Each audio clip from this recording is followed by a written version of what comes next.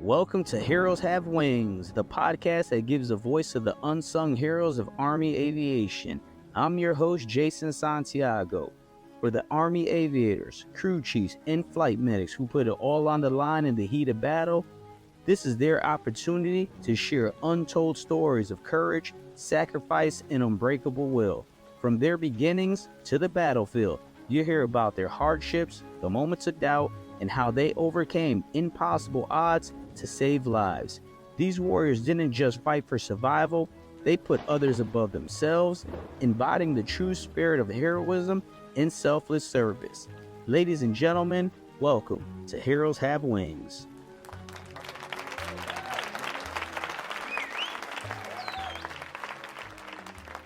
Today's guest, John Thomas, is a testament to resilience, leadership, and never backing down from a challenge. Born in small-town Kentucky, John grew up in tough conditions, but he rose above to serve 22 incredible years in the Army, from Fort Lewis to Fort Campbell, earning his stripes as a first sergeant and making a lasting impact along the way. Now an education branch chief at the Army Medical Center of Excellence, John continues to shape his future leaders, embodying his mantra: don't underestimate your ability, challenge yourself, and be humble. Whether it's mentoring others, cooking up a storm, or hitting the gym, John's story is one of relentless self-improvement and service. Get ready for a deep dive into the life of a true leader.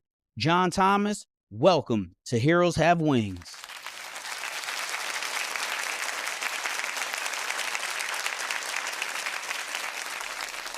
Oh, thanks, Shannon. Well, Jason, that introduction was so good. I thought I was on Club Shay Shay or something. Yeah. Hey, I appreciate that, man. Thanks a lot. I'm happy to be here. Hey, I'm happy to see you, man. It's a great pleasure.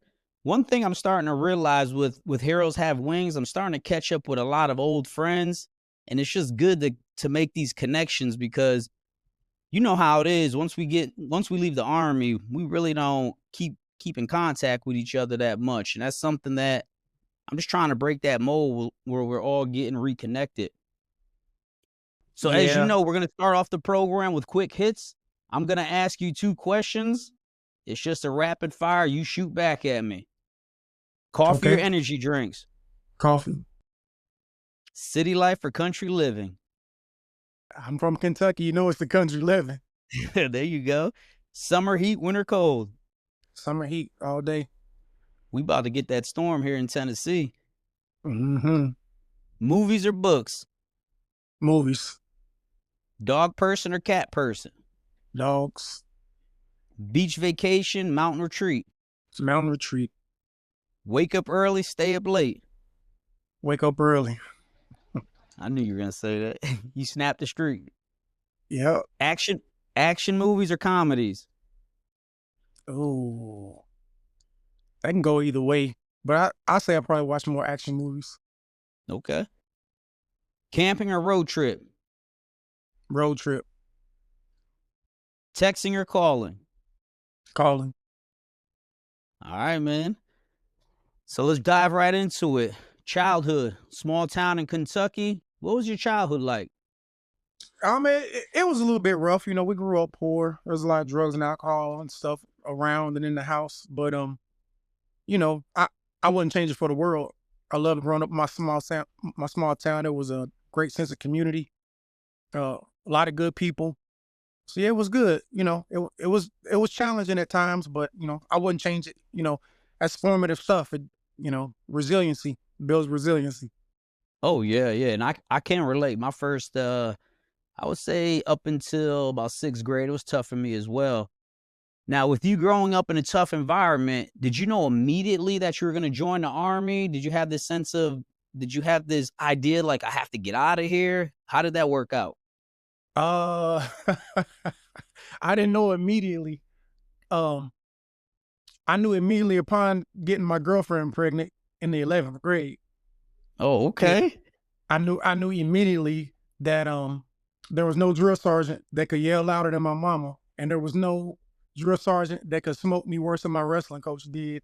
So it was kind of a easy thing for me.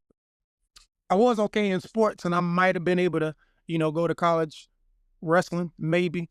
but small junior college. But who's gonna take care of my kid while I'm doing that? So yeah, that was a pretty easy decision for me.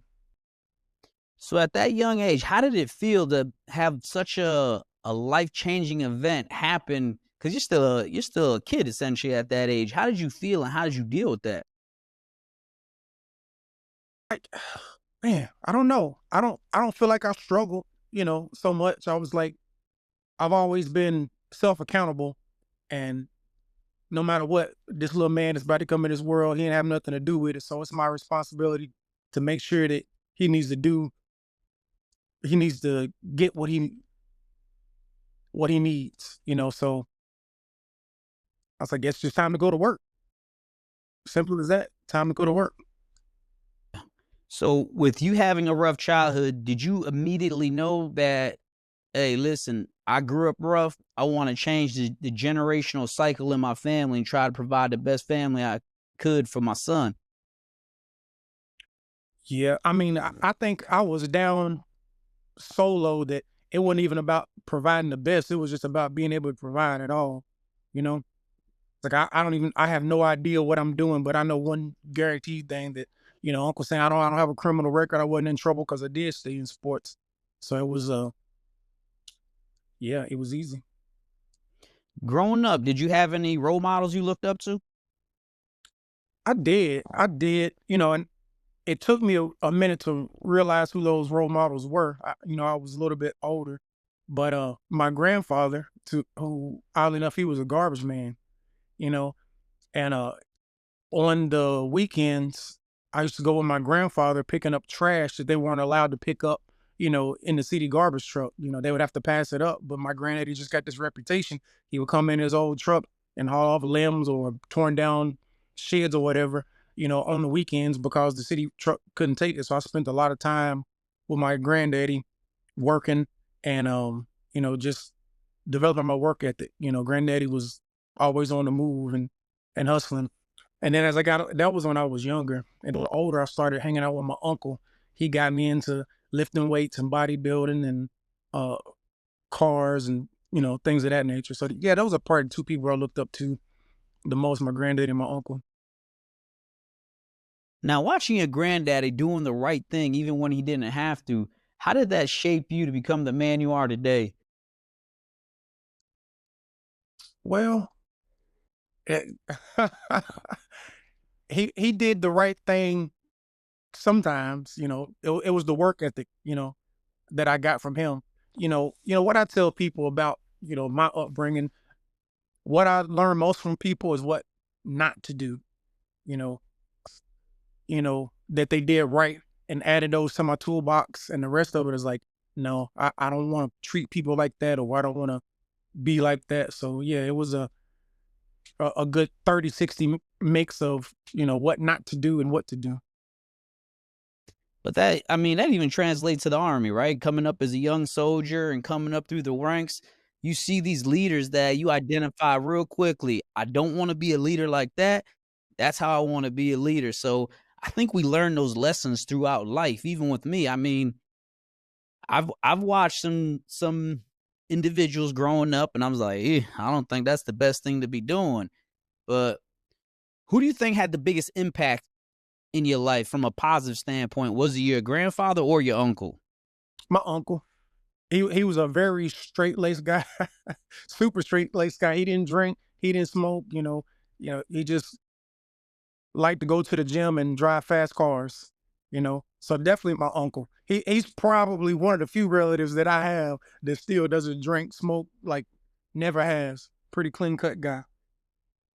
You being the grown man you are today, how pivotal is it for young men to have that male role model in their life? Because a lot of young men, especially in our communities, they struggle with having that in their life, and that's something I'm trying to, with my fraternity, brothers like you and other strong men. I'm trying to change that. Like, I want to provide role models for these kids that may not have those role models in your life. But how important do you think that is?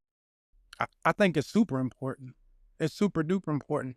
I didn't realize it was important. A lot of stuff I probably, circle back to this several times, but a lot of stuff you don't know how important it is until you grow up. A lot of things you don't understand until you're a older person.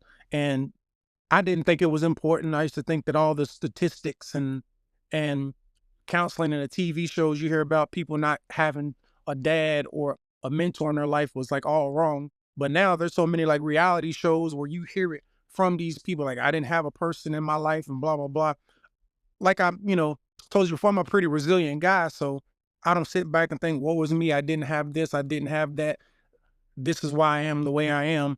But, everybody's not built like me. So some people really need that, you know, in their life, a lot of people. And I think that's super important. And I agree with you. That's something you and I talked about before the podcast when we got on the phone. We said, there's not a lot of people cut from that same cloth you and I are cut from, because some people do fold under tough times, and just facing that resilience time and time again and still getting up after every time you may fall down, that shows great character in a person. But I feel like we may have gotten that from somebody. And I see that you probably got it from your uncle. So that's pretty good. Yeah, I think, really, I didn't mention my dad, but I think I got my resiliency from my dad. He was a lot of things, but one thing he was resilient. He died a couple years ago from colon cancer, and I kind of played a big part in, as much as I could at a distance in his care and, get him to his appointments and things like that. And he was like, he never, until the day he passed, he never batted an eye. He never complained. He never made an excuse. He, yeah. So I think my resiliency, probably comes from my dad. That's good to see that, see that trait in your dad. I never had my dad around, and it's crazy because it's gentlemen like you that when I joined the Army at the age of 19, I had NCOs that helped me become the man I am today. And these guys, they helped me out so much, and I always would owe them a debt of gratitude for that. But it's like you said, you don't even realize what your parents teach you until you get older and you sit back and like, man. Like, even with my mom, I realized how resilient my mom was. No matter what would happen, she would bounce back, find a way, bounce back, find a way. When I was little, I was, being selfish and being a brat like all young kids are. And why is this happening to me? And blah, blah, blah. But now I'm the grown man that I am. I'm like, man, my mom always figured it out. That's pretty cool.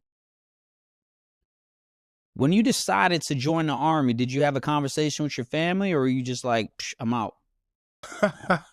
Now, like I said, I didn't have a lot of role models. I didn't feel like it was anybody that could tell me anything. Not too many people or was going through what I was going through. And like I said, I'm gonna do what I got to do to take care of my son, and like you said, to make sure that he's not raised in the same environment. So I pretty much made the decisions on my own. I was delayed enlistment. I think I was, yeah. I don't know if they still have that or not, but I was delayed enlistment. So I think I was actually committed, and pretty much enlisted at the end of my junior year. I was ready to go. So if you can, talk us through that whole process from you making a decision, you went down to the recruiter, took your test, blah, blah, blah, bam, off the MEPS, first day of basic. Oh man. So yeah, I decided I wanted to go to the Army. And how they come back then. They used to come to high schools and they administered ASVAB tests and all of that stuff. So took the ASVAB test, did okay. And I'm like, yeah, I think this is what I want to do. I don't know how else I'm gonna, no other guaranteed paycheck, with no skills, no qualifications. All I got was resiliency. You know what I mean? So guaranteed paycheck. That's where I'm going. Um, Went down to the recruiter, said, hey, I want to join. It's like, all right, cool. Started, doing the paperwork. Of course, they're kind of like courting you back in the day. I remember the recruiter actually came to my house, in the projects, came to the house talking to my mom and all that stuff because I was only 17, ate dinner with us. We had some fried chicken and beans and cornbread and stuff. So, that was pretty cool. He was a guy that I could relate with, and yeah, so I ended up enlisting. I told him I wanted to be, yeah, this is I don't know if it's a funny story, but it's a story. So I did, and I said, okay, I'm going to enlist. And I did have a good recruiter, actually. I told him I wanted to be a medic because I'm like, I need to do something that's going to have some transferability, when I get out. So I want to do something in the medical field. He was like, okay, your scores are good enough for you to be a medic. If they give you anything else, tell them that, I don't want it. I'm not going to enlist right now. Just, contact me when that job opens up. So sure as hell, I go in there. We don't have that job. Okay, no problem. I will, enlist when that job opens up. Well, go out in the hall, sit out there for a few minutes. Went out in the hall, sat out there for 5 minutes. He called me back in, some master sergeant. He's like, just so happen to have one more medic slot that I found you. Okay, cool. I'm with it.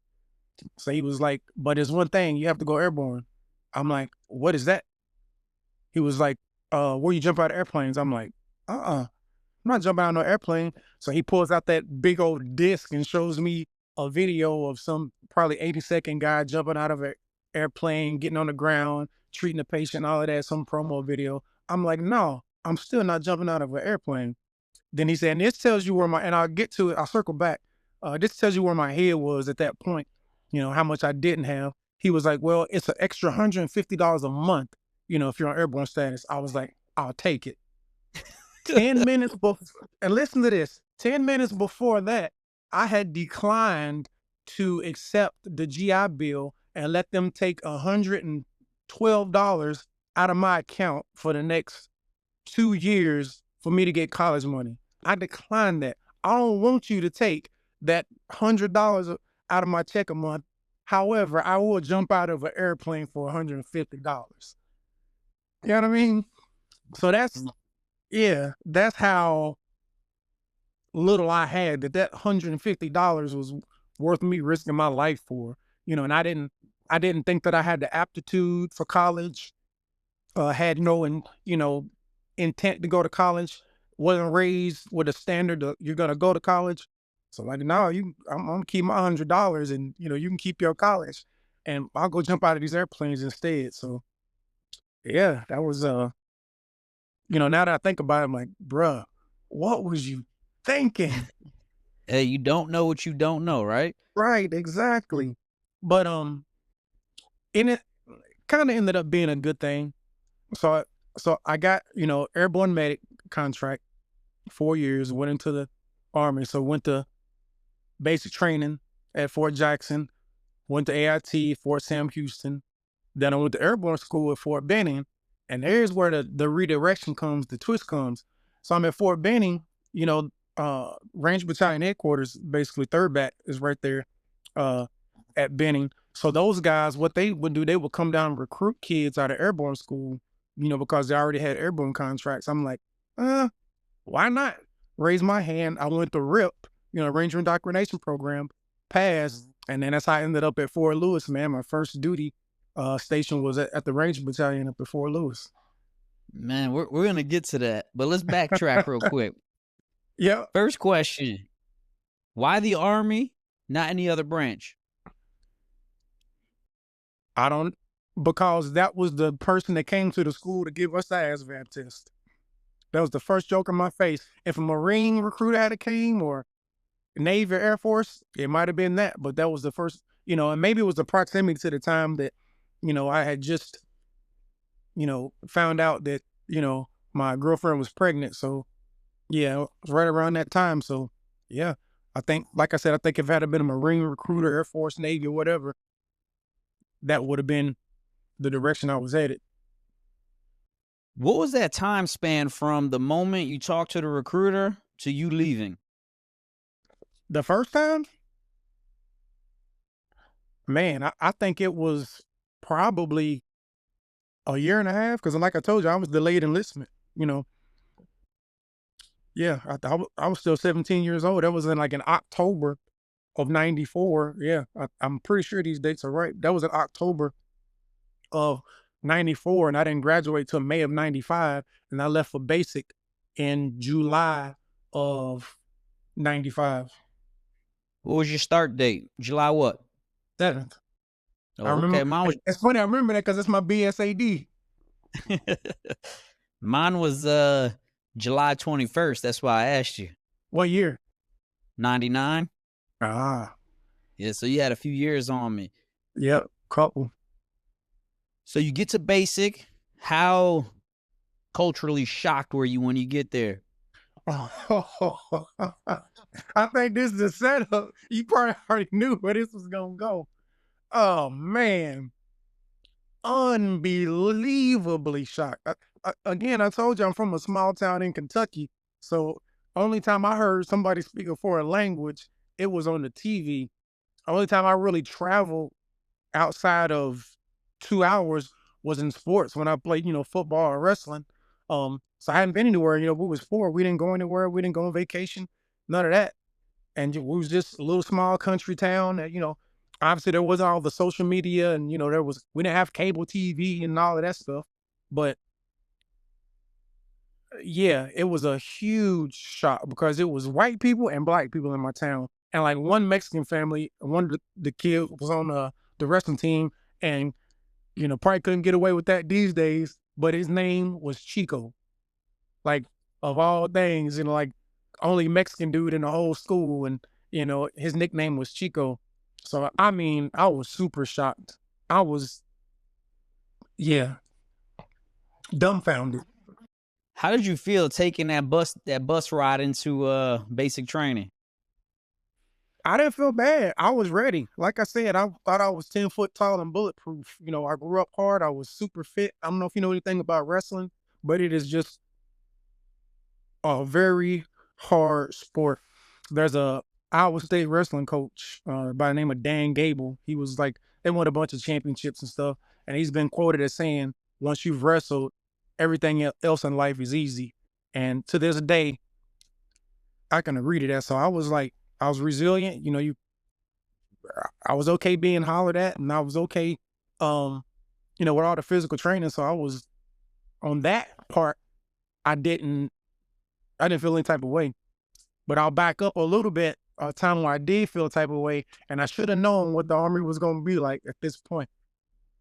So I think I was told that my ship date was like the 6th of July, right? Something like that. And that was my expectation. So like on the 4th of July, my family, we had a little get together. My grandma barbecued and all that stuff. And on the 5th, I'm in my grandma's house and I'm eating some leftovers, right? There's a knock on the door. I look back and it's a recruiter. And I'm like, damn, what's this guy doing here? I invited him in. He's like, you ready to go?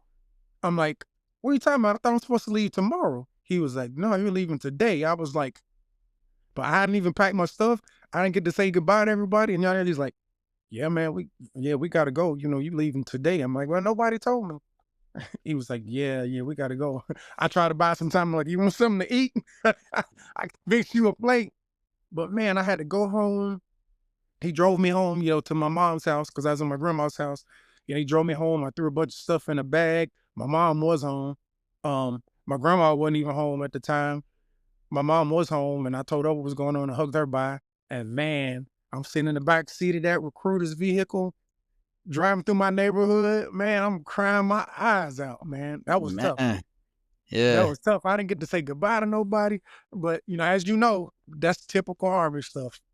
Mm-hmm. Typical Army stuff. They Everything, they will get nothing you. has, everything changes all the time. Mm-hmm. What do you think was the hardest thing about basic? Nothing was hard about it, man. I ain't gonna lie. It was fun.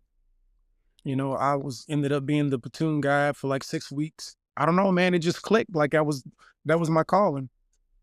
It really was. I had fun. I got to, shoot guns, do obstacle courses and work out. Like, yeah. All right, so you leave.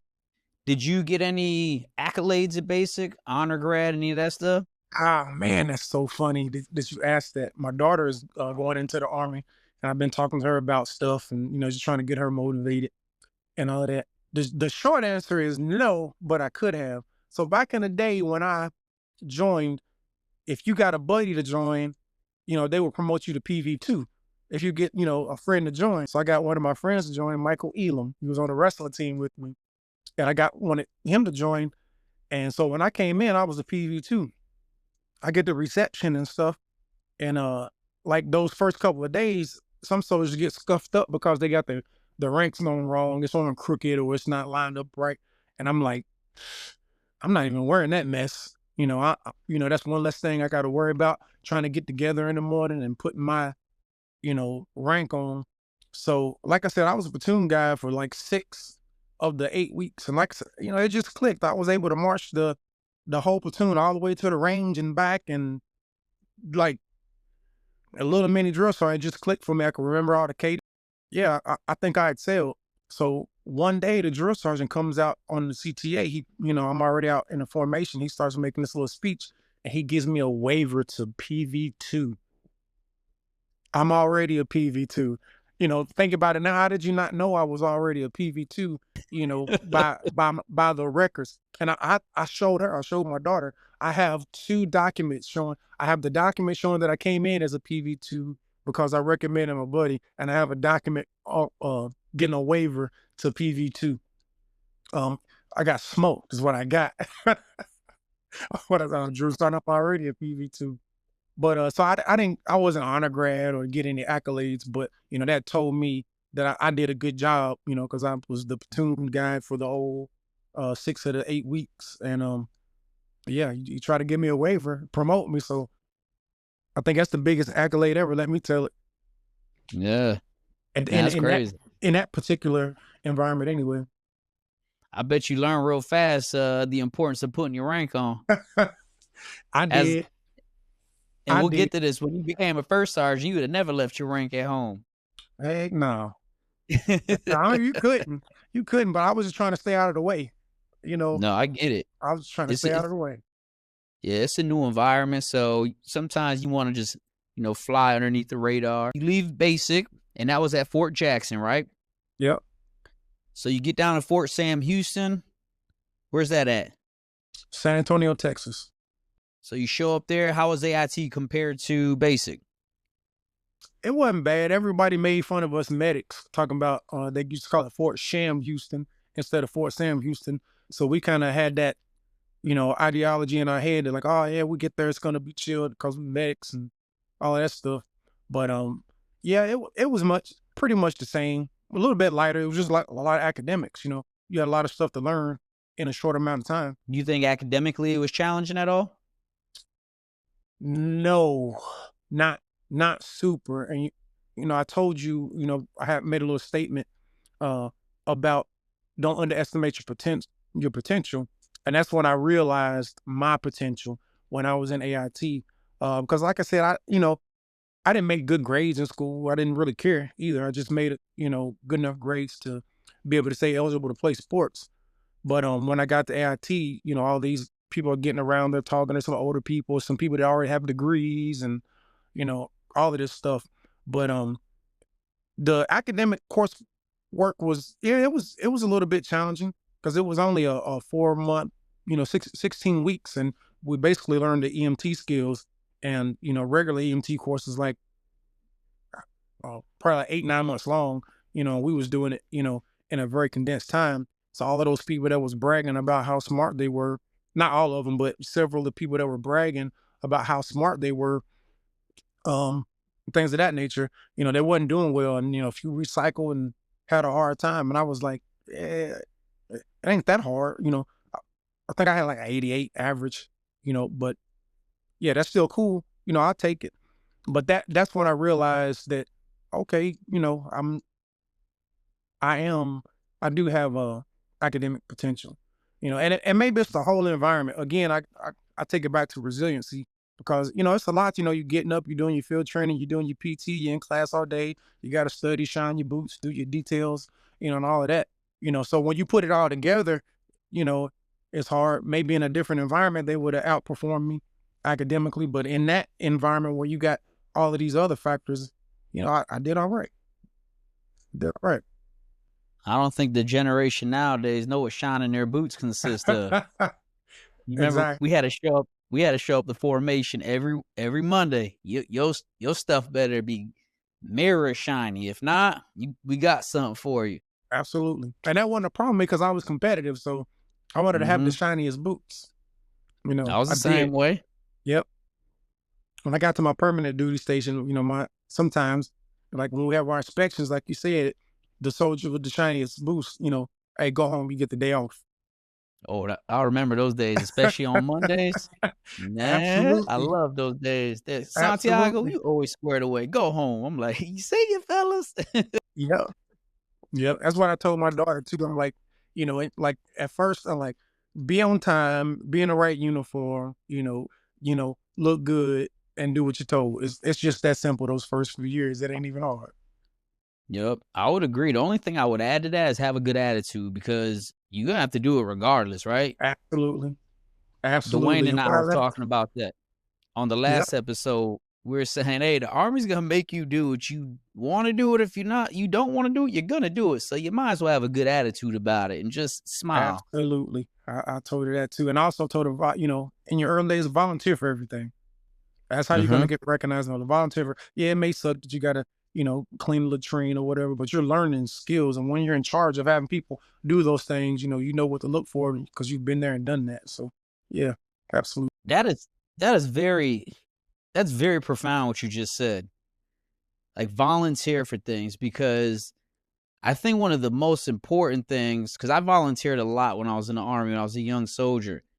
Like you just said, it put you on a map and it showed people your character. Like, hey, Santiago or your daughter, they're dependable people. So when something comes up or there's a reward to give or something nice comes out, Absolutely. I'm going to take care of those people that are always raising their hand. And you know that stigma because you were a drill sergeant, and we'll talk about that soon. You know that, oh, don't volunteer unless you know you're voluntold and all this other stuff. But volunteering is huge. I agree with you on that. And that's exactly what I was telling her because I told you how I was talking about the waiver. I was explaining how that stuff worked. I was like at the beginning from E1, E4, volunteer for everything. And I told her how waivers work because when the first sergeant sitting at the table, the platoon sergeant says, "Hey, you got a square away soldier, that you think deserves a waiver. If you're always volunteering and doing things right and showing up on time, simple stuff, you know, that's how you get nominated." So yeah, It's crazy. When I was a young PFC specialist in Germany, his name, I'll never forget him because he was like one of my mentors, Sergeant First Class Ellis. I looked up to this dude like he was like the cream of the crop. And I always volunteered and I always did everything he asked me and I just excelled as a soldier. And it was funny. Every Friday before he would release us for the weekend, he would always end the meeting with, Santiago, you got anything to say? Because you don't say much, but when you do say something, it's pretty good. You got anything? I'm like, nah, Sergeant, I'm just going to sit here and be quiet. But the times I did have stuff, he's like, I could count on you. So it's good to build those relationships because you could attest to this. I've learned that through life, one of the most important things is building those relationships. And that's how you're going to get yourself to excel. It's about what you know and most importantly, who you know. it is. And how you treat the people that you know and that know you.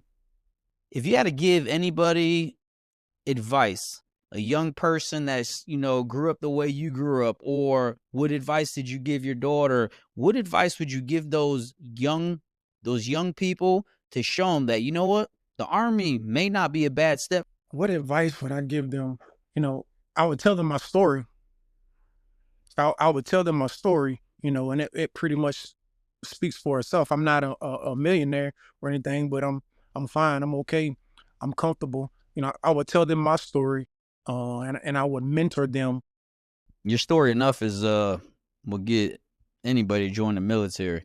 Yeah, and how I got there, and this is what it can be. And if it's not for 22 years, that's okay. You're still getting job experience and um, education benefits and things of that nature.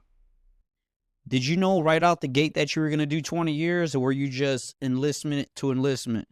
Not out the gate. When I first joined, I wasn't like, oh, I'm gonna do 20 years. It was in the back of my mind because getting a paycheck for the rest of your life after 38 years old sounded pretty good. I had that much sense. Anyway, and then once I got in, like I said, it just clicked. I felt like it was my calling, and there was never a time that I remotely thought about not re-enlisting. You leave AIT, you go to jump school. How was jump school? It was fun. It wasn't bad. It was worst part about it was running in the boots. We would run from chow like to the training area and back, every day in boots. So you in the morning you get up, you do your physical training, you get dressed and all of that.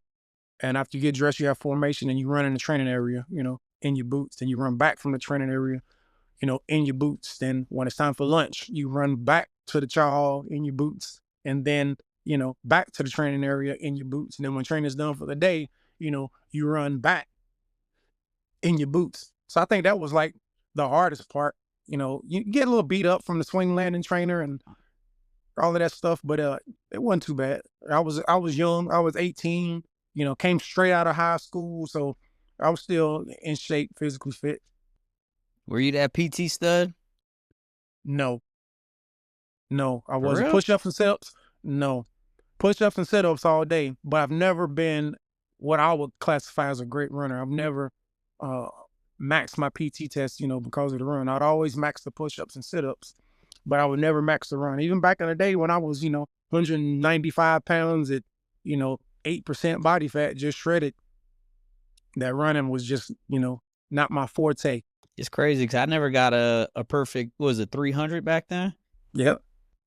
The highest score I've ever got doing PT test was 298. And I missed it. I missed it because of the run.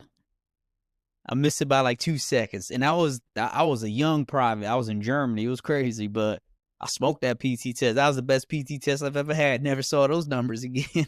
Yeah. I think my highest PT test ever was like a 285, and that's 85% of the run, maximum push ups and sit ups. What made you want to do RIP? I don't know. Those guys just came down. It's like, hey, told us what it was. And I was ambitious. I was hungry. Yeah, throw it to me. What is this? Because none of my family was in the army or whatever. So nobody said, oh, yeah, go in and try to be airborne ranger or whatever. I'm like, oh, what is this? Okay. You get to do cool stuff. High speed guys. All right, let's go. Let's see if I can do it. So you're first generation military, Yep, absolutely. and your daughter's carrying a legacy on.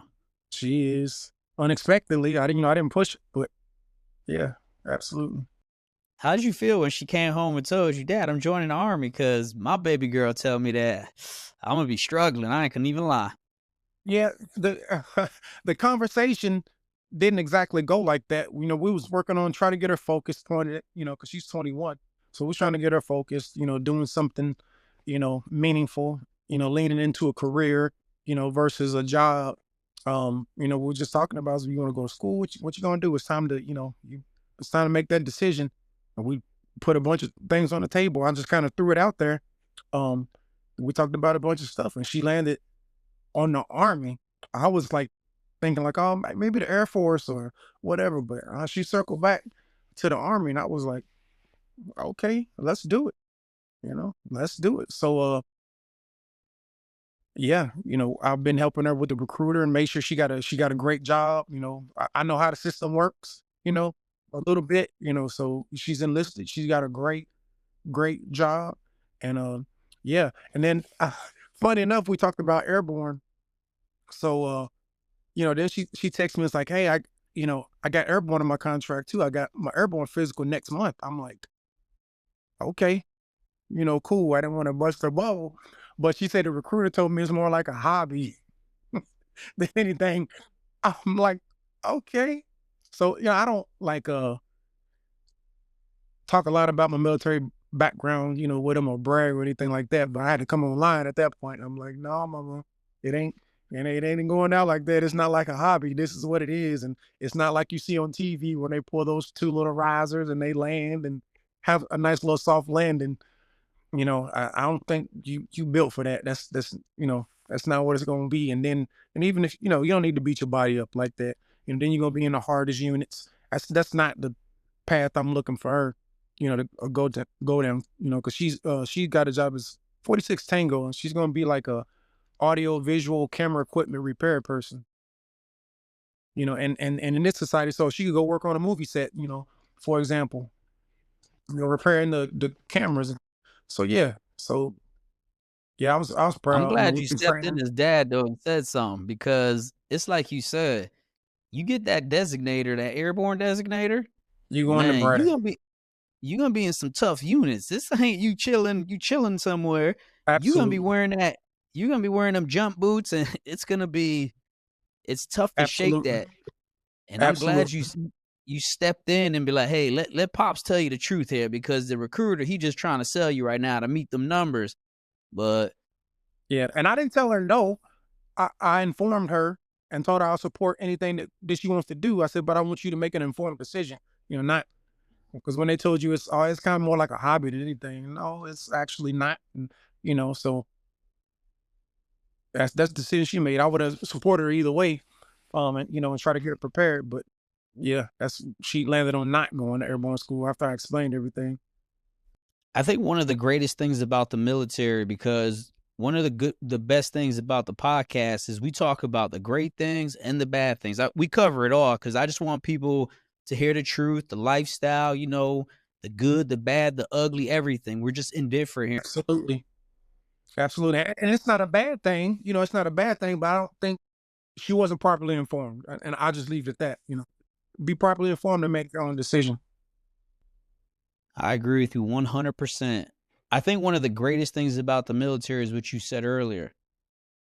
With the military, they're going to pay you and teach you skills and educate you instead of the inverse, right? Going to college and get you experience, because experience is life's greatest teacher, period. I will argue with anybody about that to the day I turn blue in the face. But the other things, going to college, I'm all for college. You see the degrees behind me, I'm for it. But if you have an opportunity to set your child up with getting paid, having benefits, getting skills, getting experience, and in the meantime, they still can go to college without any debt, why wouldn't we be setting up our children for that path? I think everybody gets so wrapped around the axle about going to combat and all this other things. And people don't even realize that even when you're in the military, a lot of people in the military may never even see combat. So I think those little things right there keep people from joining. I get it. Like you and I spoke, it is a way of life. It's a quality of life. It is tough sometimes, right? Yep. But if you get to that 38, 39, and you getting a paycheck for the rest of your life, man, that is wonderful. And Can't beat it. you got two guys right now that at the end of the month, just check that bank account. I mean, That's it. That's it. it is lovely. So you get to RIP. How complicated was RIP? More fun, just not hard? It was more difficult for sure. It was more difficult and more challenging. And I think, what was the most challenging at that time, I had been to basic, I had been to AIT, I had been to airborne, all back to back to back to back. And even as a young man, I was starting to feel it. I was starting to feel beat up. And, so the training was hard. It was more difficult. And again, that training was back to back to back to back to back. I had a little break for Exodus. I was able to go home between, I think for like a week between airborne school and RIP because it was in Christmas Exodus. But yeah, I just don't feel like I was, fully recovered. But I ain't quit. I'm at the standard. How long was that training from basic to the end of RIP? Man, so I went to basic in July of 1995. And then I got to my first duty station in in January of 1996. So that's 6 months I was grinding. Minus, a little 2 weeks, a week and a half, to go home for Exodus. What was the hardest part about RIP? The running, because I was never a good runner. Mm-hmm. The running. Yep. Was it And I just also, regular running, or did it have you carrying a bunch of shit while you was running? all of the above. There And was, you're a big dude, so you're probably carrying all the heavy shit. yeah, pretty much. So the PT runs were hard as heck for me because, yeah, we're running fast, and I was always in the back, yeah. The we would do 6 mile ruck runs, and that was a fast pace. and I was cool. But the road marches, I was cool. I always tell people I'm more of a mule instead of a racehorse. You know, put the weight on me, I can go for a minute. I'm cool. But you pick up the pace on me, yeah, I'll start the check engine light come on. Shit, shit, love it. So you leave RIP. Where do you go next? Fort Lewis Ranger Battalion. Fort Lewis. Are you still a PV2 or are you PFC? What are you now? I'm a PV2. It's PV2. Yeah, I'm pretty sure I'm PV2 because I got a waiver. I got a waiver to PFC as well. Yeah, I was PV2 because I got a waiver to PFC when I was there. So you show up the Ranger Regiment. Were you shell shocked or what was your initial reaction? Because the Rangers in Fort Lewis, they're pretty high speed dudes. Yeah. So being a private in the Ranger Battalion is worse than basic training, AIT, and airborne all put together. Because you're a student in those environments, man. You know what I mean? So they have like standards and this cadre. You can make complaints and and all of that. Of course, the whole drill sergeant basic training issue. Of course, they push you, but yeah, that and this is in '96. Back when the whole hazing thing, it Yep. was horrible. The missions were fun, but like day to day, you are on eggshells, just getting the absolute dog mess smoked out of you for anything, period. It was horrible. I'm not gonna lie. It's funny you say that, John, because Dwayne went through RIP and all that stuff too, and me and Sergeant Major, we were talking about that as well. Is the Army back in the day was nothing but like damn hazing and bullying, man. I It mean, was. holy shit, it was ridiculous. However, it did teach us a lot about yourself. You built that thick skin, and those same people that did haze and bully you, you knew they always had your back. Absolutely, man. And we'll kind of get to it later on down the road. But yeah, it was bad, but it wasn't until we had one particular mission. Well, I don't know if I realized it then, but now I realize. So, I mean, there was a standard, and there's no deviating from the standard. And if you deviate from the standard or the timeline or whatever, you get punished relentlessly. You know what I mean? Um, but I didn't know why until maybe probably like one of the first missions that we went on was a training mission. There was no combat back then. We was just training, training, training, training. You know. But we went to where did we go?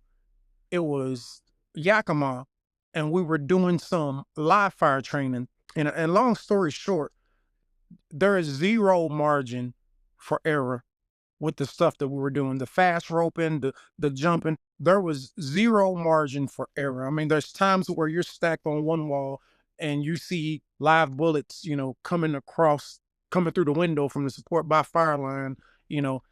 There's just no room for error. So you always have to be turned on. So now I understand why there was like zero tolerance for any failure of the standard. Their method is very valuable in making sure that you didn't get hurt or damn near kill yourself, right? Absolutely. 100%. That's why I tell people, just trust the madness sometimes. These guys, especially an organization like the Rangers, these guys, I was reading an article how they were getting accolades from academia and how well organized they are. And it's because Fear and terror. well, it's what you said earlier. They don't deviate from that standard. Nope. So as long as everyone understand what the standard is, you can't mess up. I mean, you're gonna pay the price, right?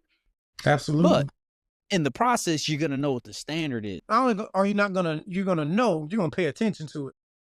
Mm-hmm. And that right there gets your mind focused. It gets your mind trained and ready for anything that comes at you. Absolutely.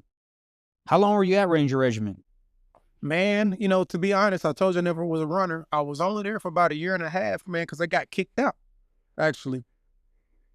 Because so when you go to basic, you have to pass your PT test at 50%.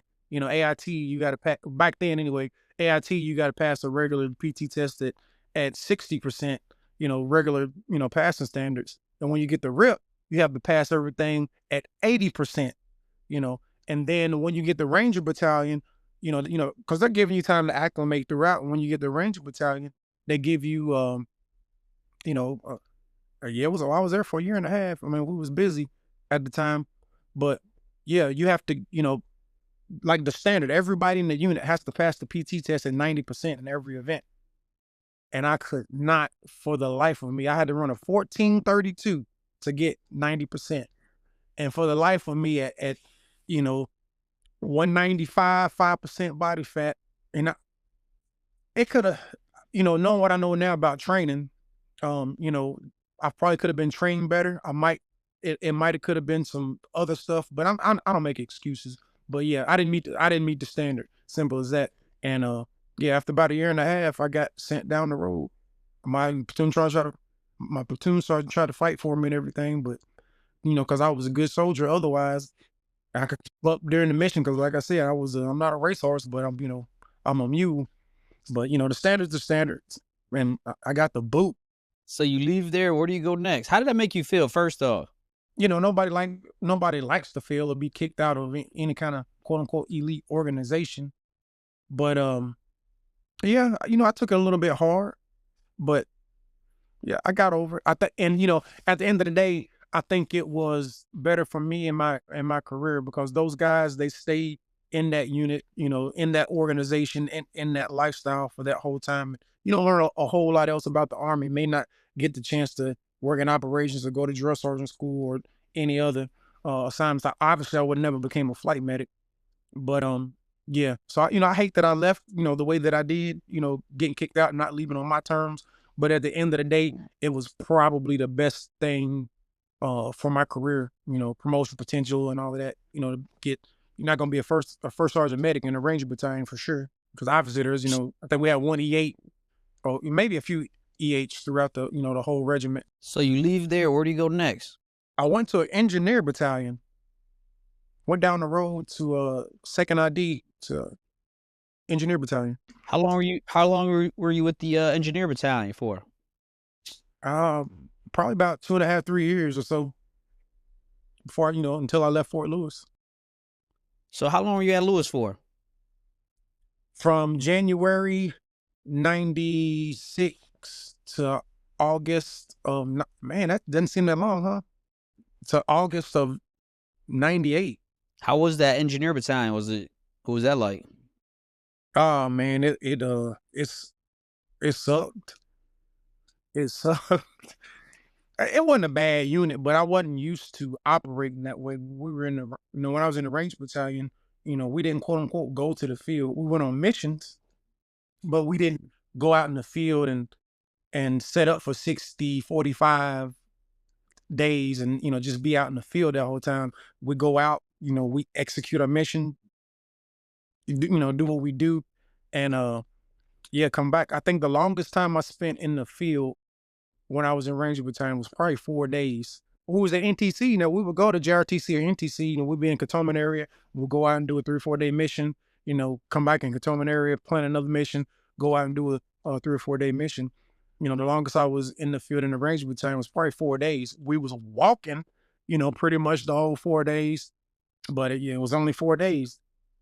And then when I got to the, engineer battalion, man, we used to be in the back 40 for 30 days in preparation for GRTC, then go to GRTC for 30 days, then in the back 40 for another 30 days to get prepared for NTC, and then go out to NTC for, 30 days, and then come back and go back in the back 40 for some kind of battalion exeval or some mess, and then, prepare to go to Yakima. So it was just a lot of super boring field time. I don't miss those days at all. No. Man. I would rather deploy than go sit those long days in those big musty GP mediums. You bringing up some flashbacks, man. I saw somebody posted something on Facebook one time. It was a picture of a GP medium. I said, and it was like, people that actually know can smell this picture. 'Cause you know that smell of that old army canvas, man. That smell is only with the Army. I mean, I've never smelt that ever again until the Army. Where do you go next, and what was your rank when you left, Fort Lewis? Well, I'll back up a little bit because I think it's, maybe kind of a neat story on how I, ended up being in Germany as a flight medic. So as I said, we were in the field all the time at NTC, and I was in the engineer battalion.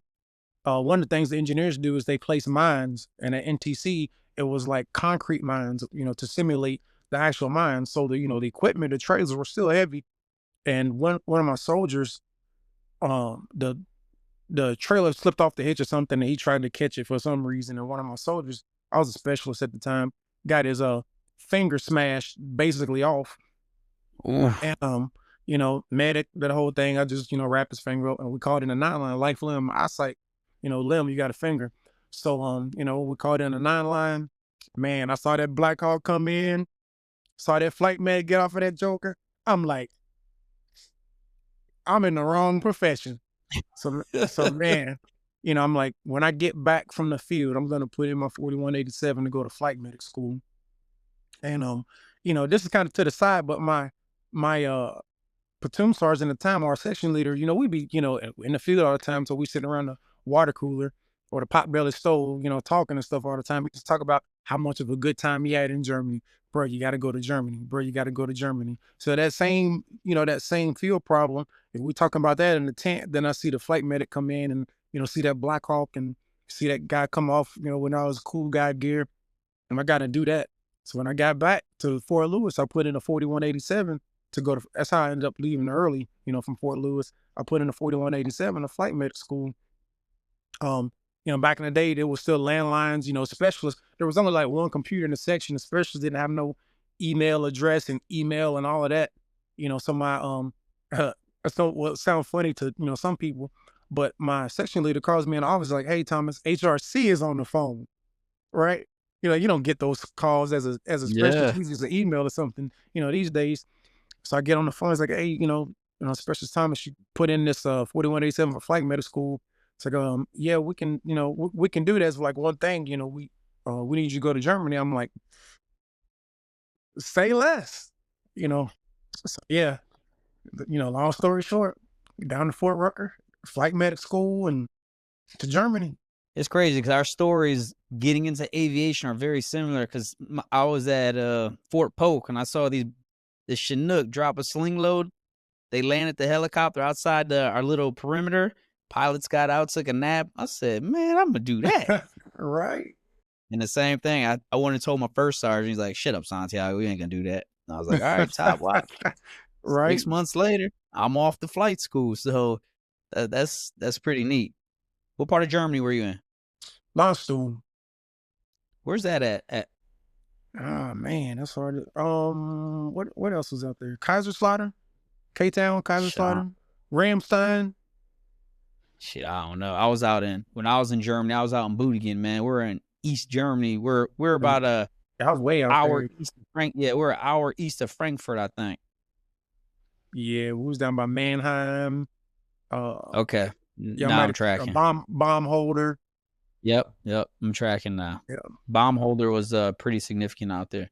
Yeah, I'm surprised you didn't hear it K-Town because that's like where everybody was like so westernized around there because you had the hospital on stool, then you had Ramstein, then you had like, the housing area. So it was kind of pretty easy to get around. A lot of the people spoke English and all that, because they catered to, all the military facilities.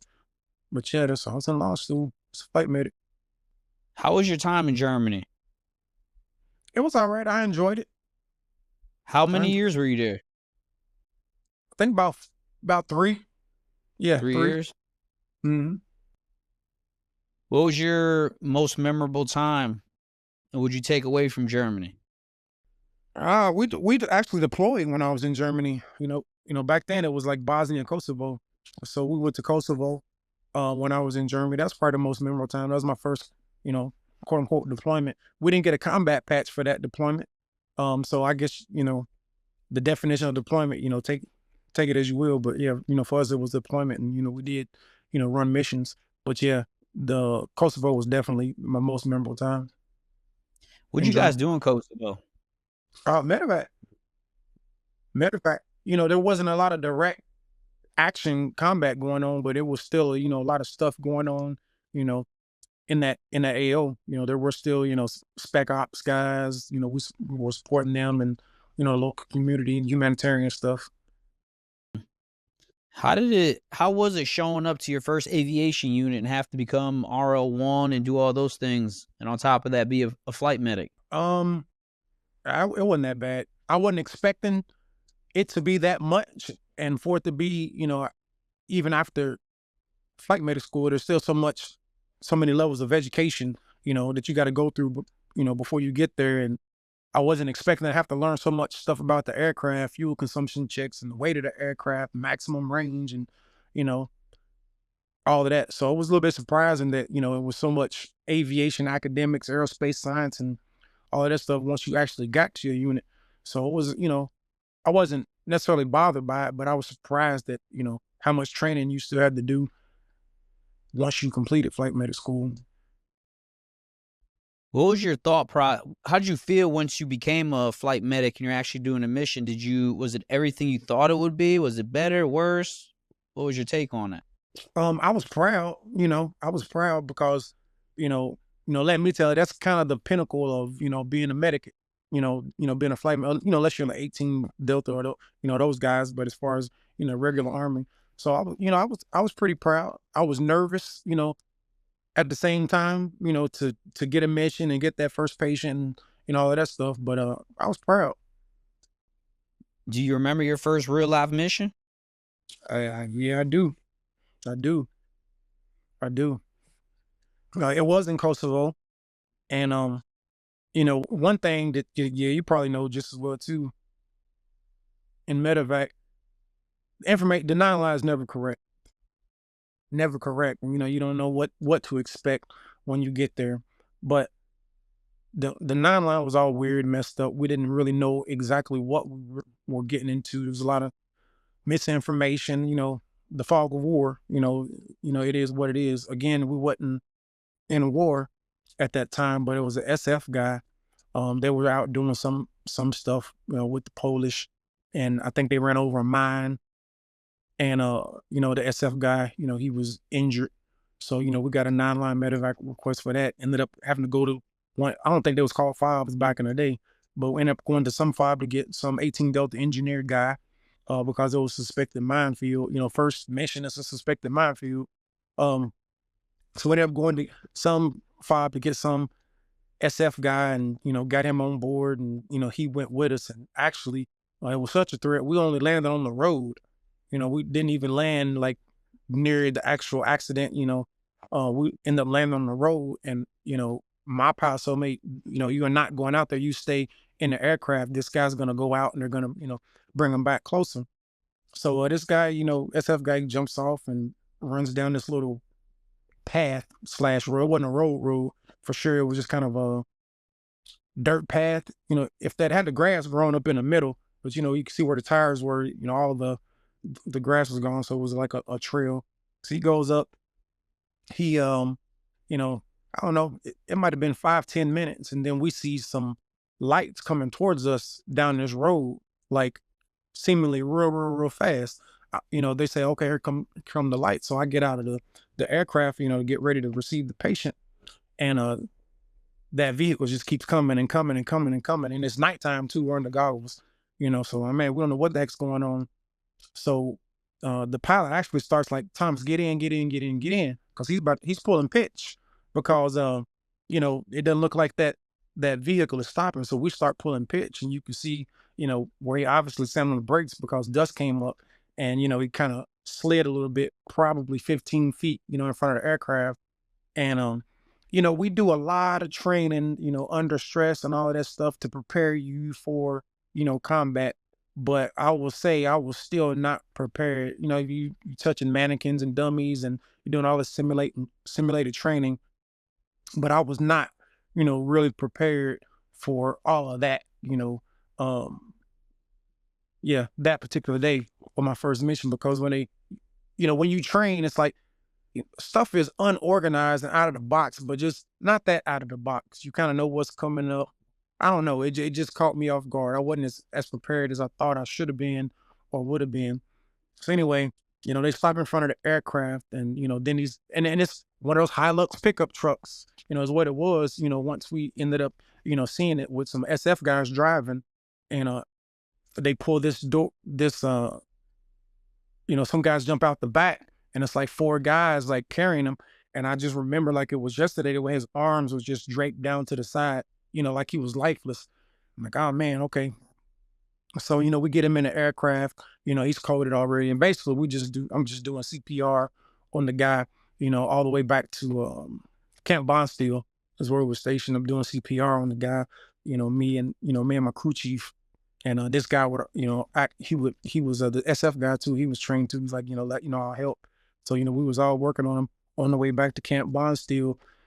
And then, we get to Camp Bondsteel where, offload him everything, and some of his team is there, and they're like visually upset. It was almost like, man, was not almost like a movie to me. It was like just like a movie, just like the complexity of the mission and how it happened, and nothing is as it was supposed to be.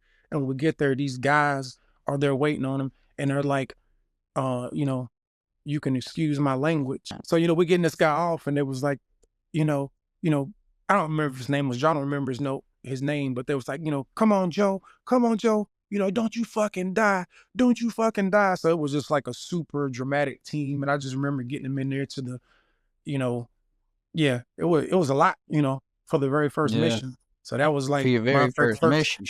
yeah, yeah. And it was just like a movie. It really was to me, even to this day, having been on other missions, it was like more like a movie than any other, because this guy's waiting on him, his team, there was, all these tough dudes are yelling at him and, don't die, you motherfucker. And, just, yeah, it was nuts. Yeah. Those guys are real tight, man. Those special forces guys. Absolutely. I seen the same thing in J-Bad too, man. They're like Yep. they're down for each other, man. And Yep. man, Gotta be. it's when you see that type of emotion, especially from these killers, man, and they're that passionate about, their friend and keeping them alive, that will strike a nerve, man. It Yeah, it it makes you emotional. You know what I yeah, mean? it is hard to watch because you're like, damn, these dudes, I don't want nothing to happen to them. I don't even know them, right? Yep. And this is this dude's battle buddies, and they're close as hell because that's how they are in teams. And man, Yep. I know that had to induce some emotions for you.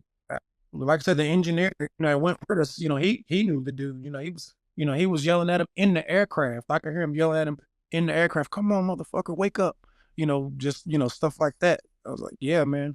What was your how did that make you feel being that overwhelmed on your first mission as a flight medic? Because that is a lot for your first It mission, man. was. It That was. And and it didn't go down like that. A lot of our stuff was like humanitarian missions and all of that stuff. We were there to support, obviously those, soft operations too, whatever was in the region, but that's not what we thought we was there for the most part. But yeah, so you said it was overwhelming. We had to get debriefed. He didn't make it, you know. We had to get debriefed by the chaplain and all of that. It was a couple of rough nights, but I got over it, and resiliency, and yeah, I was able to get over it. what was your biggest takeaway from that? From being in Germany and Kosovo, Bosnia, what was your biggest takeaway from all of that? Mm. We need more training. We need more training. And that I forgot, but now I'm gonna ask: how unprepared did you feel after that day, that moment, your very first mission? I didn't feel anything. I didn't have to, like I said, he was already coded once he was on the aircraft. So all I had to do was CPR, Mm. and that's, a very basic task. But I felt like, okay, now I know what's going on. I was unprepared. I've had that first mission. Yeah, and I was cool after that. I just thought, yeah, we need more training, because I'm not gonna throw any stones at Army medicine. It's great, but as a medic, there's those medical skills are perishable skills. If you're not Uh-huh. doing it constantly, it's hard to, regardless of how much training you do, you know, and how many mannequins and how fancy they are, It's nothing like getting that live patient and being able to work Yeah. on that live patient. And of course, as Army medics, unless flight medics, whoever, unless we're in combat and we're doing that, you don't touch live patients, frequently. And that's, Mhm. I don't think, that's a nut that can't be cracked because that's just the nature of the beast, of the military. We don't have trauma consistently. We can't go out and compete, excuse me, with the civilian sector, for missions and things of that nature. But I think one of the biggest thing training misses is the emotion of the battlefield, man. Like, no training could have gotten you ready to see these SF guys, like, screaming at their buddy to keep him alive, and you're sitting here like, "I gotta do everything to try." Even you gotta at least give the effort, right? Knowing that he's not gonna make it. You got his friends yelling, like, "Come on." I mean, you can't it's what we talked about earlier. You cannot teach that shit. That is a life experience right there that you will only get in a real world situation, man, and that's tough. How do you teach a young medic that, a brand new medic that? you can't. You can't, right? Okay. So that's a tough one. And again, we go to these training courses and they're yelling at you and all of that. They're lighting off, grenade simulators and there's smoke you gotta go run through. Yeah, training is hard. We do the best that we can to try to prepare our soldiers for that. But until it's real live bullets and real live flesh, you're just not gonna be ready. You may not necessarily fail, but it's not going to be what you expected. Of course, I've never like froze up or not been able to do what I need to do, but it's like, oh, okay, shit just got real. This is what it really is.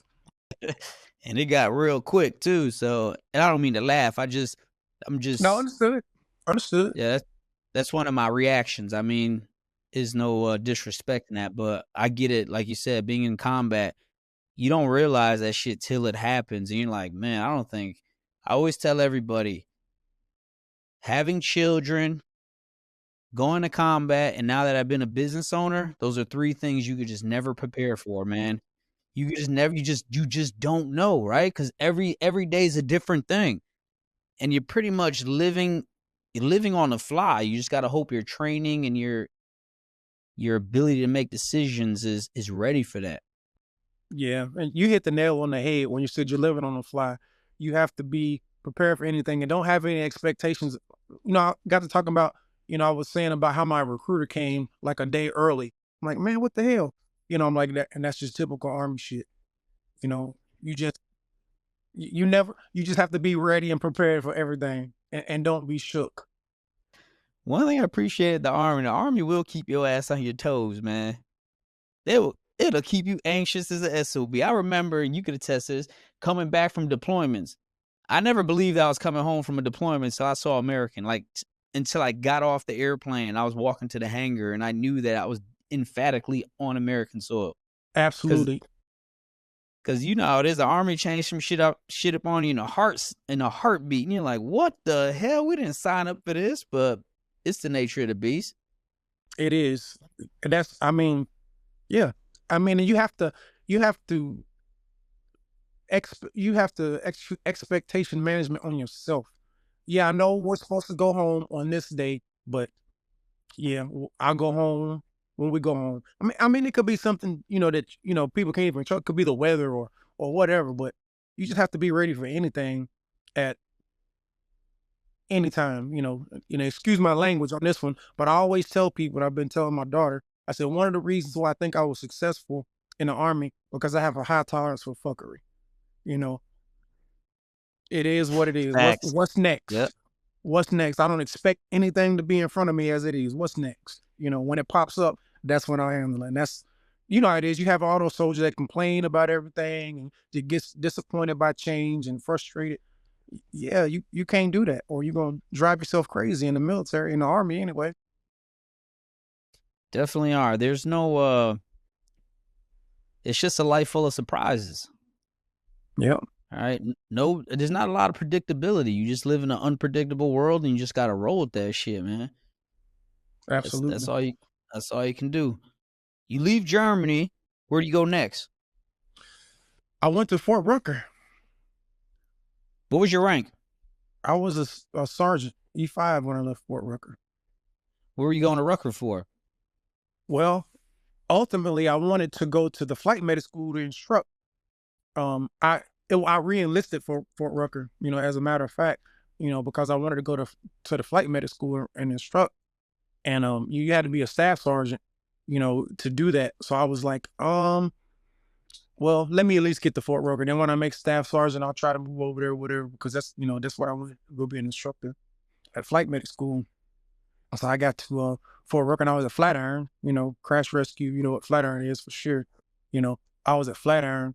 And things didn't go my way. It wasn't that easy, I had, I'm gonna say a hard time. That was my longest time from sergeant to staff sergeant was probably took me the longest, because it's points and, back then, points be maxed out at 698, 798 or whatever. But yeah, it didn't work out like that. I did get to, because we were Flatiron and they used us for training. So I did get to do some aircraft training, with the flight medic school at Flatiron, because they used us, for some of their training, but I never ended up, being able to go over there and be an official instructor. Mm. When you were at Flatiron, did they have Hueys? Absolutely. Hueys and C-12s. Yep. How was that leaving the Black Hawk platform, going to Flatiron and Rucker, flying around on Hueys? Yeah, I just like different stuff, man. It was fun to me. One thing I tell people about my military career, I said it was great. It was perfect. I was like, I love being a medic because I got to do so much different stuff. So much different stuff, started off in light infantry, then went to mechanized infantry, then the medevac, and then, to be a drill sergeant, then working in operations and, then, finally to a medac. So, it was just, it just made the time go by fast and made it easy. So you leave Rucker. What was your biggest takeaway from Rucker? There was nothing, nothing. It was boring. I ended up becoming the SI. I was the SI at Flatiron. Like I said, we had the C-12 and we had the Huey, and that was fun. We used to go to training flights and down to Miami for a training flight, in the C-12. So it was fun. Not a lot of takeaways. My biggest focus there was, trying to make staff sergeant because I wanted to be a drill sergeant. So I'm like, as soon as I make staff sergeant, I'm putting in my, 4187 for drill sergeant school. And that's what I did, and that's what happened. Well, did you have any memorable moments there?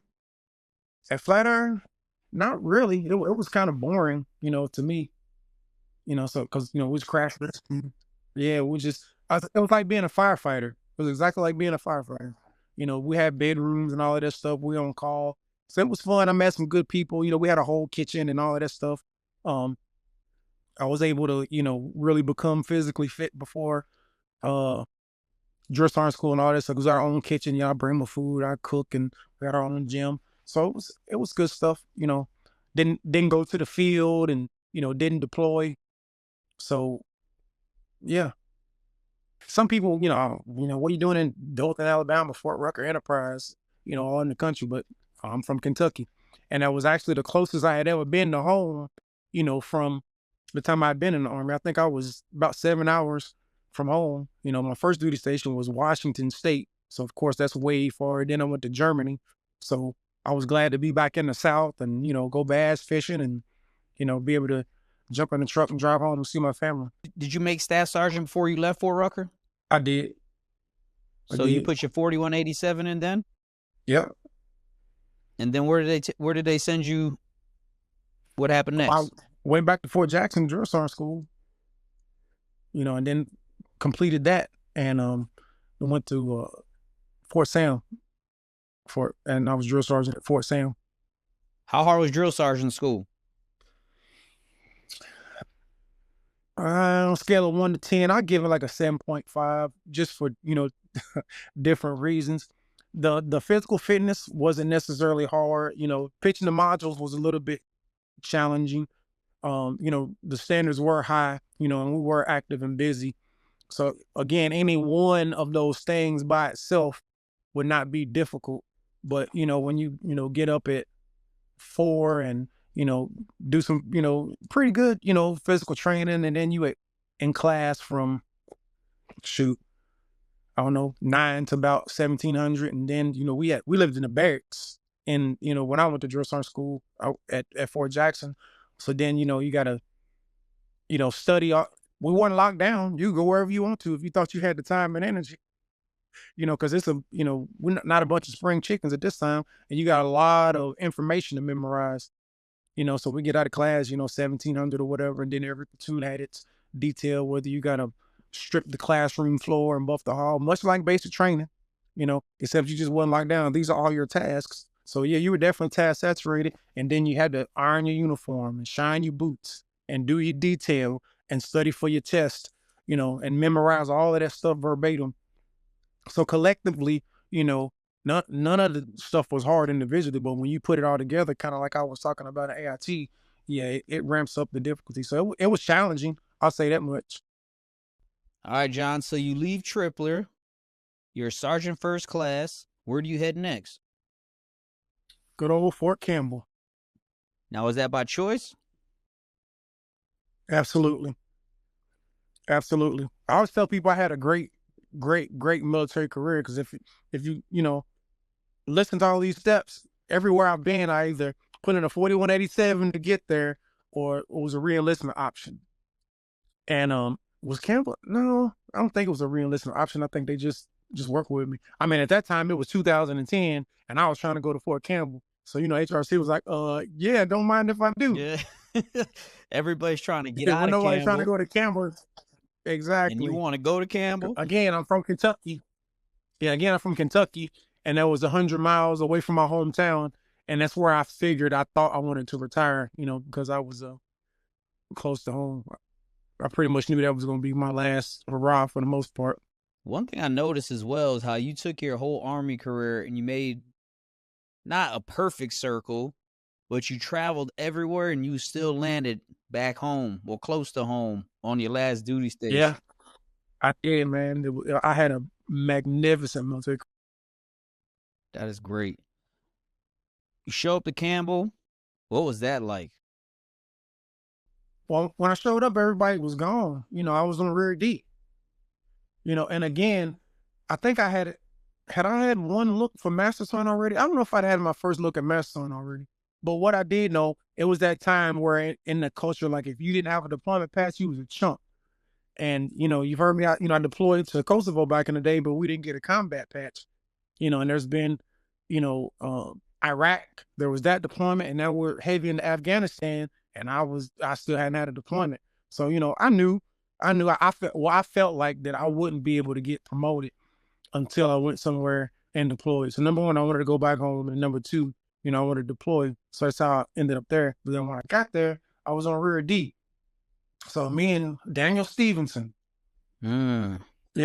Stevenson, we were there on rear D, and we was both like, I think Quackenbush might have been the rear D commander at that time. I don't know. But anyway, it was like, hey, we want to go down range. We want to go down range. We want to go down range. We want to go down range. So I got to Campbell in July, and then, I'm like, hey, I want to go down range. And, finally, I trained up, and in September, I believe it was, I ended up going down range to Afghanistan, catching up with the unit, Charlie Company. Nice. Yeah, shout out to Danny. He passed away. Yeah. Went to his funeral. A few episodes, you'll see on Jack Dingus's episode, he brought up Danny. I got a little emotional, man, because that was one of my guys, man. That was a true American badass right there. That dude was he was wild, man. That was my guy. Yeah, like I said, me and him, who was like the only 2-star first classes, like back on rear D, both of our attitudes, like, hey man, get me out of here. Send me down range. So they sent both you guys down range? Yep. Nice. At what point during that deployment were you in the middle? Were they in the middle, the end, the beginning when you guys showed up? I say probably about the middle, because I got there in September and we redeployed in May. So September, October, November. Yeah. I guess probably about a third into it ish. I don't know exactly when they deployed, but I was there, I think, from September to we redeployed in May. Now, when you showed up to Campbell without a combat patch, did you feel like your peers treated you differently or people looked at you differently? Because you're coming to a big, you go from Tripler, you're a trade out, and now you're going to one of the biggest force com. It's the 101st. So did you feel like people looked at you different or jaded or anything? Absolutely. Absolutely. You know, they prob no, they probably were. You probably know as well as I do. During that time in that culture, with all of those conflicts going on that we were actively in, and if you have you a sergeant first class, you don't have a combat patch, bruh, what you been doing? Exactly. You a hoe. So absolutely, I felt some type of way. That's why I was ready to go. And then, I don't want to, talk bad about soldiers that get left on rear D, but I'm on rear D with the soldiers that aren't medically fit enough to deploy and all of that stuff, and the pregnant soldiers, you know. And I wanted to be, out there contributing. So for sure, I felt some type of way. I was ready to go. It's crazy because I have friends, warrant officers that's still in the Army right now. And that's one thing they talk about. Our generation, we're pretty much all leaving. We're pretty much gone at this time. And he's Yep. saying all the people, he said, you hardly All see the experience. is pretty much gone. He said you hardly see people with combat patches anymore. You'll see the higher ranking, senior W3s, E7s and aboves, maybe some majors and current majors and up, but younger guys, you don't see a lot of combat experience anymore. Yep. And I mean, and it's not a bad thing. It is what it is. People are product of their environment, and the environment don't look like 20 years in Afghanistan right now. But at that point, you wasn't tracking back then, if you didn't have one. But I get it now. I just told you what I went through. I wasn't trying to avoid it. I wanted to go, and at some point I knew that I wasn't going to make Master Sergeant without going. Yeah, I think the way you did everything made good sense. I mean, hell, I don't regret anything. I met senior W4s in old combat patch and had no intentions of getting them. And it's their prerogative. I don't care. I mean, I'm not here to judge anybody. Exactly. I'm not here to judge Exactly. anybody. You guys, it's exactly. I don't see anybody like as less because they didn't go, but that's what I wanted to do because I knew or felt like that was what was going to be required. Even though, when your packet goes up to the board, that's not even one of the things that they look at or supposed to evaluate you or that you get points on, is having deployed. But I knew it's just a stigma, because they're going to think that you've been trying to avoid it and all of that. But yeah, that's what it was. So I definitely felt some type of way. It's crazy how I look back on my military career and all the things that I dealt with. And now that I think about it and realize that wasn't even important back then. I just made it like something important that really wasn't important. And it's crazy that obviously hindsight is 2020, but that's something I'm trying to teach younger people as I mentor them. Try to just stay focused on the things you want to do in life, because 10 to 20 years from now, the way you're feeling right now is not even going to matter. Yep. You worry about you and what's in front of you. You got to sweep in front of your front porch before you sweep in front of somebody else's. Yep. And do what is best for you and your family at the time. So you get to Afghanistan, down in Kandahar. Did you stay in Kandahar, or did they send you out to one of the outlying FOBs? No, I didn't stay at Kandahar. I went out to FOB Warrior. And who was out there? I know what platoon was out there, or who was out there, if you could remember. And I think we might have been first platoon, but at that time, Staff Sergeant Harding, shouts out to Staff Sergeant Harding, good dude. Yep, he was the platoon sergeant out there. How busy were you guys out there at Warrior? At that, 2010, deployment, we wasn't super busy. We might get a 2 or 3 missions a week, maybe, when I was there, if I'm remembering correctly. You get any POIs out there? I did, man. But, the interesting part about that, so again, if you listen to my story, so, I was a flight medic, right, at Flatiron. Of course, we had some local missions, right? Then I went from there to being a drill sergeant.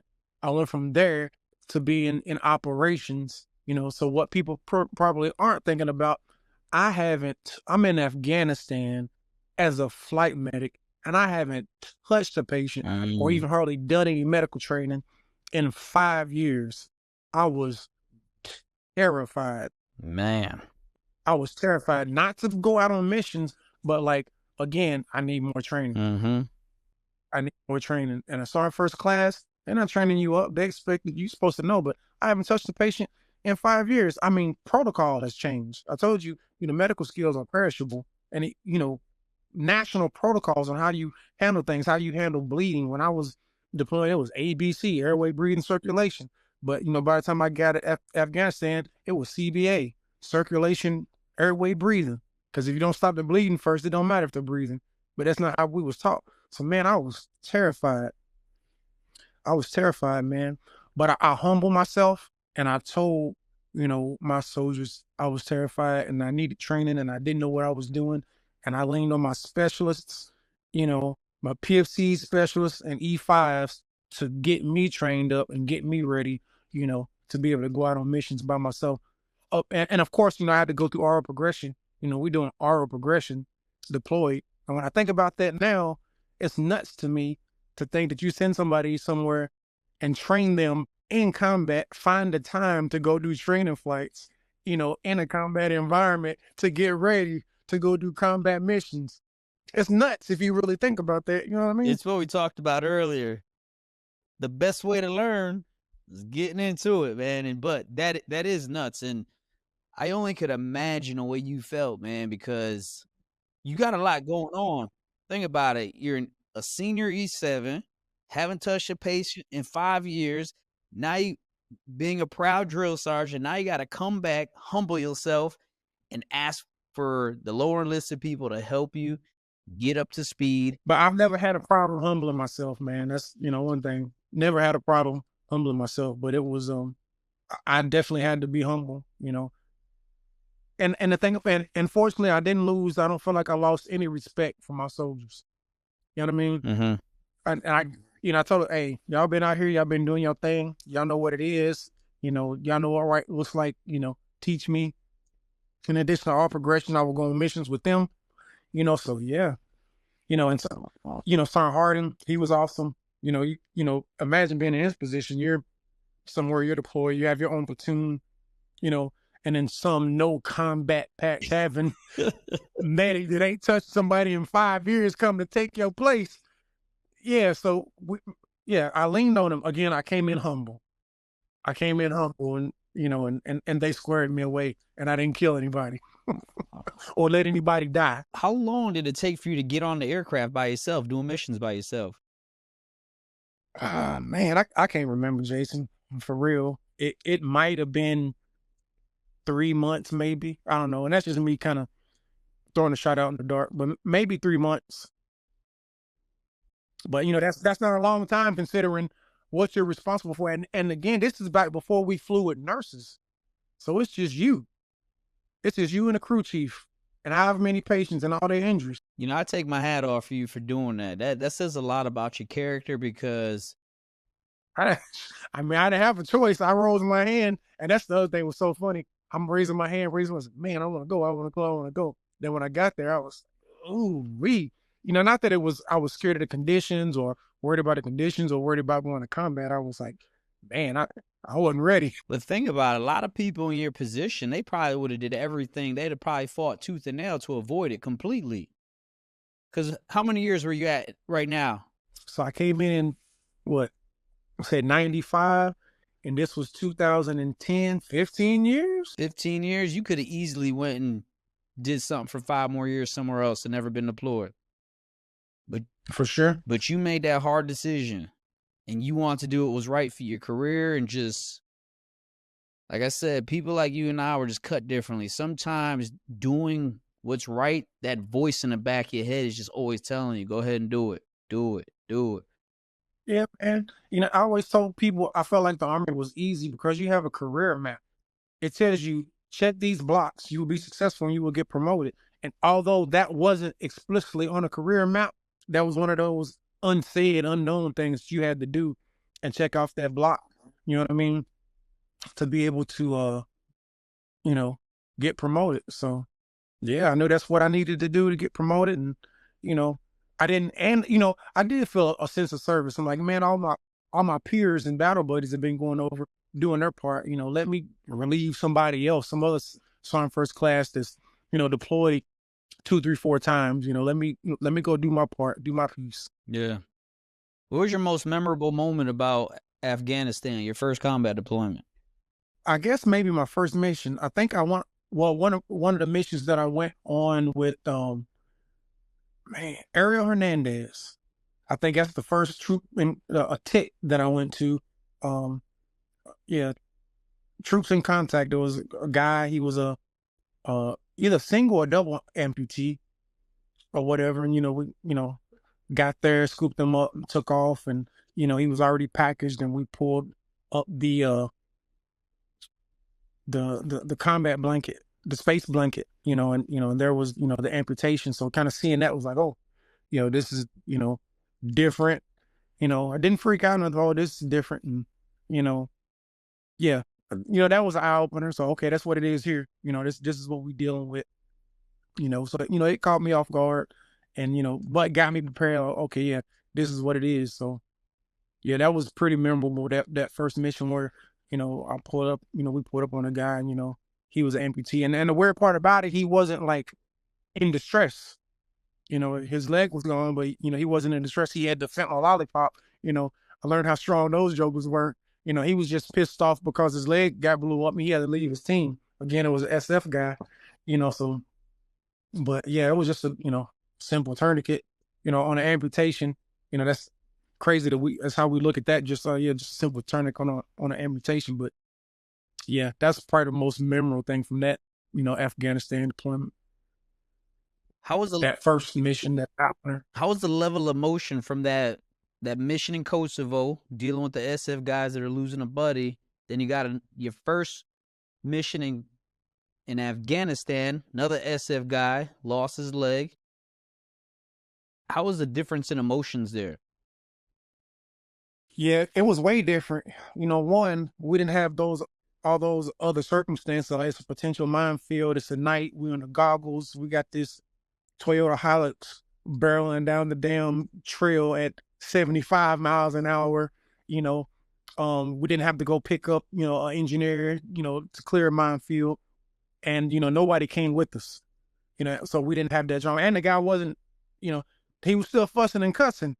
You know what I mean? He was still full of piss and vinegar with that, fentanyl lollipop in his mouth. So it was a whole different environment. So it wasn't nearly as impactful as that first one in, Kosovo for sure. What was your biggest takeaway from that first deployment? Train, be prepared, be humble. This is what these guys are out here doing. Be humble, be respectful. Because, again, I show up, with the arm slick, no combat patch. And, you think that, be humble, man. It's all about being humble. You're not going to show up to an organization. There's so many, variables there. But in this particular situation, in that time period, in the Army, but, just be humble and you'll be respected. Nobody minds someone, being humble. I was really proud that I was able to be humble, and my guys, they taught me and took care of me, and taught me, and it worked out well for me. And they didn't lose any respect for me, because I didn't know what I was doing and I hadn't deployed, and I didn't go in trying to. That was my first time being a platoon sergeant of quote unquote real soldiers. As a drill sergeant, of course, we a platoon sergeant and more, but that was my first time being a platoon sergeant. You thrown into the fire. First time being a platoon sergeant in Afghanistan. You ain't touched the patient in forever. There's already a super squared away, platoon sergeant on board. And then, you have to be a platoon sergeant with these specialists that have two deployments to Afghanistan, and you ain't had any. You know what I mean? So you have to put yourself in a certain place and be able to figure out that balance of being in charge and, and being humble. But if you go in and be humble and respect people, they'll give you the respect back. Damn, I like that. Don't be scared to be humble. It's not disrespectful or less masculine to be humble and say that you need help and that you don't know. That was the biggest takeaway. And I will still accept it, very accepting, never had any issue.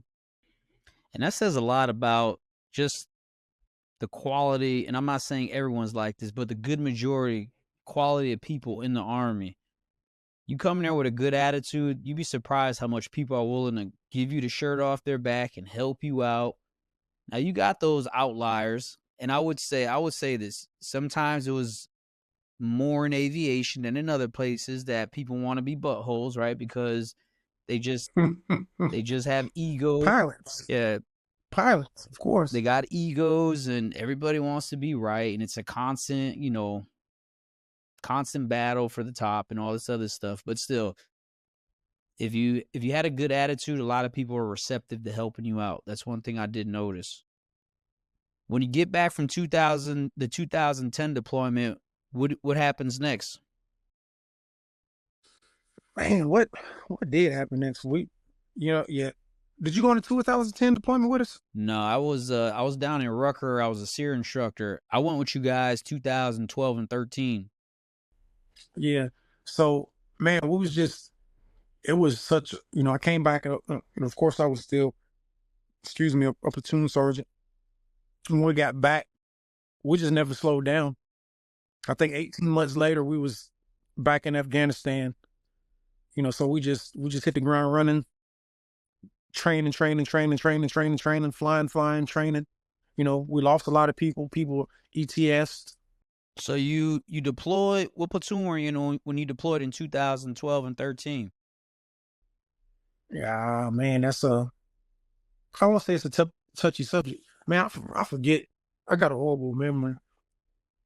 I don't know if it was first platoon or what, but long story short, my platoon got separated. I don't know if you remember me and Captain Scott. We were, he was my platoon leader. We might have been second platoon. I don't know, man. I can't remember what platoon we were, but our platoon got separated, and we ended up not being able to like go out. Some folks went to Shank and these places, so our platoon got separated. We ended up having to be at freaking Bagram. How did you like that experience? I didn't like our platoon being broken up. I thought me and Captain Scott made a super, super, super strong team. You know, so of course, I mean, yeah, you figured out by now, how I'm built and what I want to do and what I want to go do. So for my platoon to be, broken up, not being able to go out and go on missions and all of that stuff. Yeah, I wasn't cool. I didn't want to be stuck back in Bagram. You know how it is, man. You know, everybody, especially the folks that was at Shank and J-Bad and all of that stuff, it was different conditions. Mm-hmm. And as a leader, I wanted to go earn my respect, with everybody else. Of course, I still flew missions out of Bagram and stuff, but it just wasn't the same, especially, in comparison to the folks that went out, to Shank. At the end of the day, now I'm like, shit, I'm kind of glad I didn't have to go out to Shank, because that's probably where me and Captain Scott, would have went. It was rough out there. But yeah, initially I wasn't cool with it, but as we get into the story, you'll see that it kind of worked out for me. Mm-hmm. So what was the biggest difference between 10 and 12? Those two deployments? I don't know, man. It's hard to say. It's hard to say. 10 was a good learning experience. I learned a lot, and got to know what, flight medics actually do in that current environment, not in the environment that I was in Kosovo. And, the next one it was much of the same. The one in, 12, 13, it was much of the same.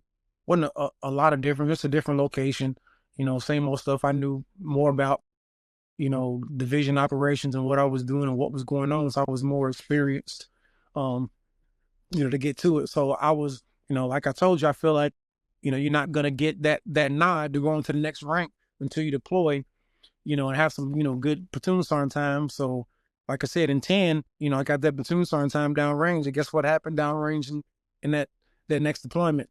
I got promoted to master sergeant. I got promoted to E8. And then, as you probably remember, ended up going to be the first sergeant over the HAC company while we was downrange. So again, good learning experience. Got to kind of branch out and do something different. How many medics get to be the first sergeant in a HHC aviation company? 9 Manny. It wasn't even a 16 whiskey slot. You know, it was a 15 Tango slot. So I kind of learned a lot, got a lot of good experience. Did you feel like you were more prepared for the second time around when you went to Afghanistan? Absolutely. Absolutely. Did that ease your angst a little bit? Absolutely.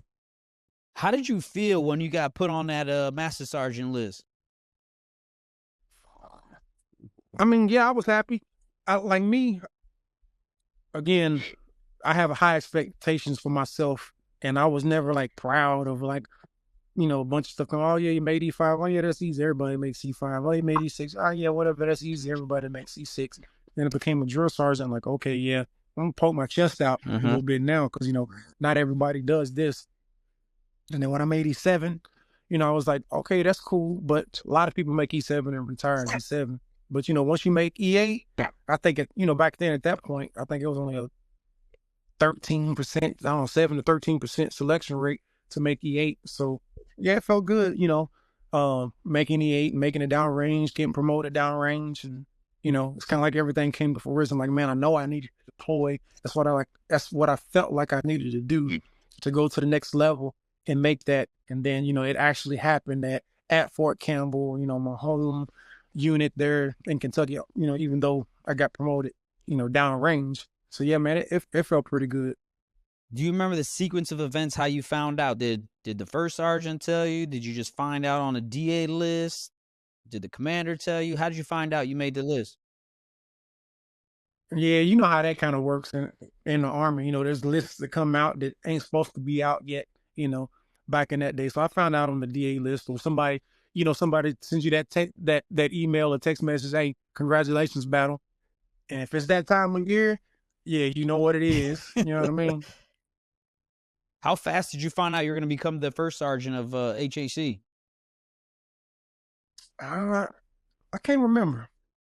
I can't remember. It had it had been. I don't think it's, you know, we was only there for 9 months, so obviously it couldn't have been that long.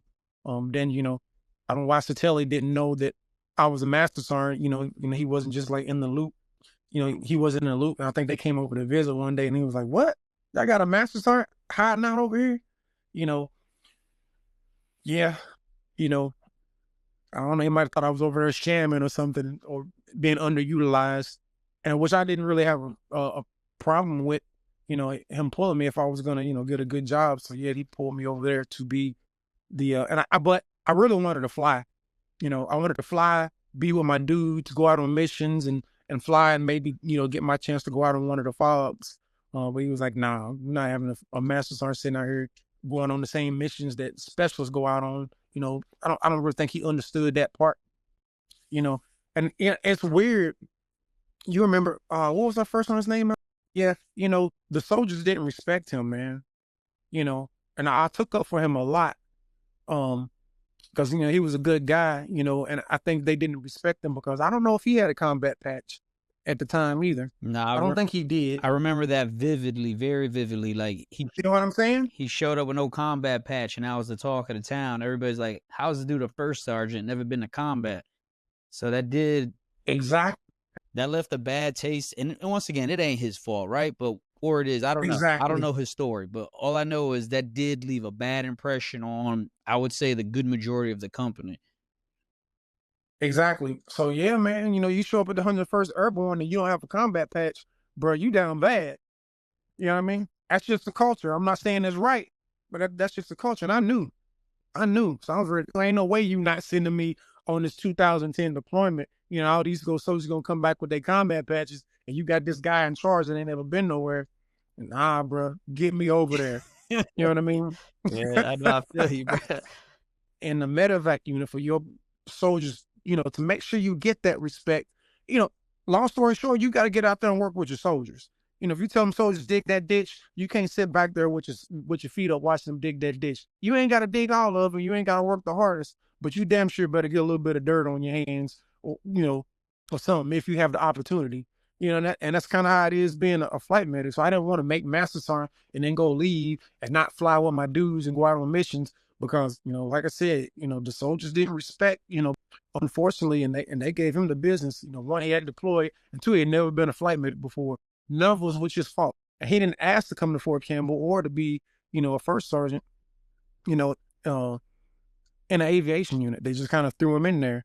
So, I defended him a lot because he was a good dude, and he didn't get a fair shake. People just had a bad taste in their mouth from the beginning because of those circumstances.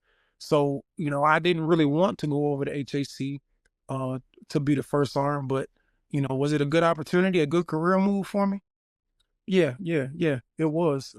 But yeah, I would have rather stayed, you know, over there. And I did still, go and pull duty. Even when I was in, I don't know if you remember or not, but even when I was HAC, I would come over and pull duty, with the soldiers, which he hated that because I might, be on night duty or I have to go on a training flight to maintain RO1, maintain my goggle status or whatever. And yeah, he thought I should have been over there doing whatever, but I didn't necessarily want to go, but it is what it is.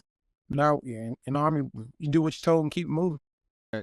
I would say this, and I just felt certain people in leadership positions were really disconnected from the soldiers and how we as aviation did things. I will say that because I know certain individuals, when you're at a certain level of leadership in the military, you have to understand the profound impact you have on people's lives. And I think I'm not going to say a lot, a very select few leaders, upper leadership, senior leadership, didn't understand that. I think they made a lot of quick decisions, not understanding the impact of a soldier's life, right? Or their career path. And all they really cared about was being right because I'm who I am. And that shit left a really bad taste in my mouth, even to this day. Yeah, man, it's hard, man. I'm telling you, being that first sergeant commander position, it's hard, especially in those circumstances, man. And I get it. It's like as a first sergeant commander, I felt there's almost no right decision. It's like the decision is going to least impact that soldier. Because I remember when we came back, I did my. I'll move us forward a little bit. We came back from Afghanistan. I ended up, being the first sergeant there at Charlie Company. Having an actual real diamond and being the first sergeant. And came back. We were busy again, as you can remember. We losing people, but still we got to go do training. We got all of these missions. It was busy. We was doing all those back 40 rotations, NTC rotations. It's like it was going back to that same kind of situation in the 90s. And I remember a decision that me and Major Yeoman had to make, just because we didn't have enough people to, fill out the training requirements.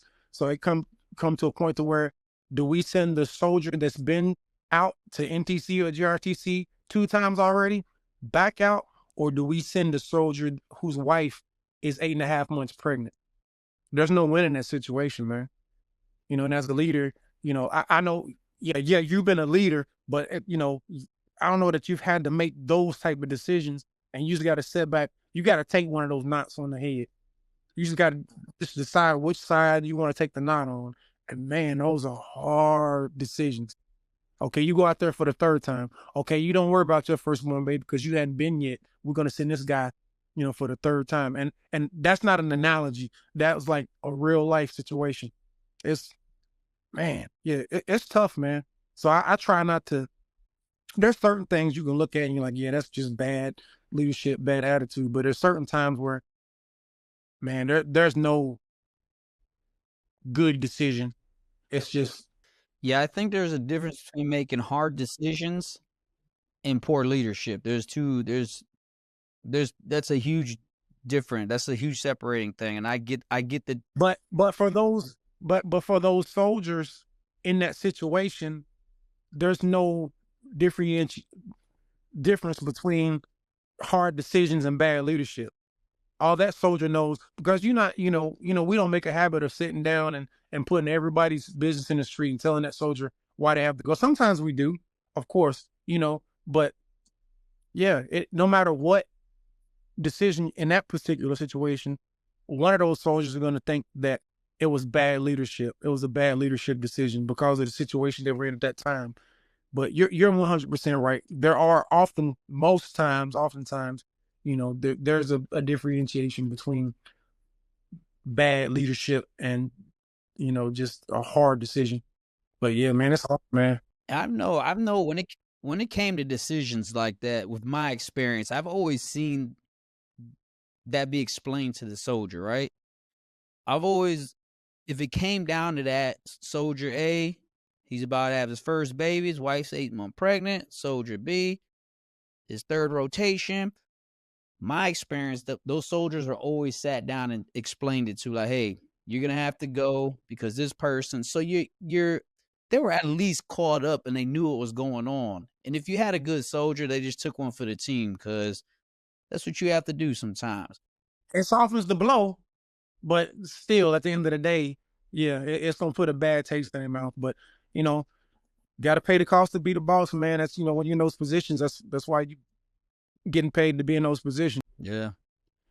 You told me that one of the happiest moments is when you put that diamond on. Absolutely. I wasn't there when that happened. I was getting out the army at that time. So if you could just tell me how that all went down. You know what? And think about this.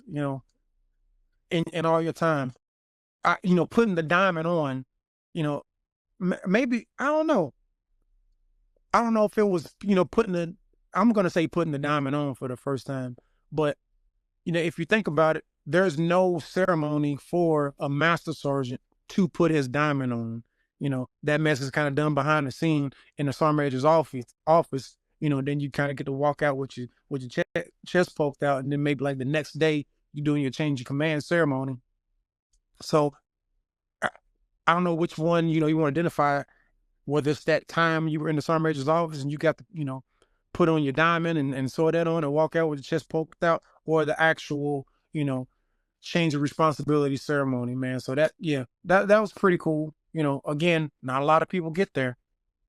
Not a lot of people get there, and that's when I identified. Now I'm getting above standard.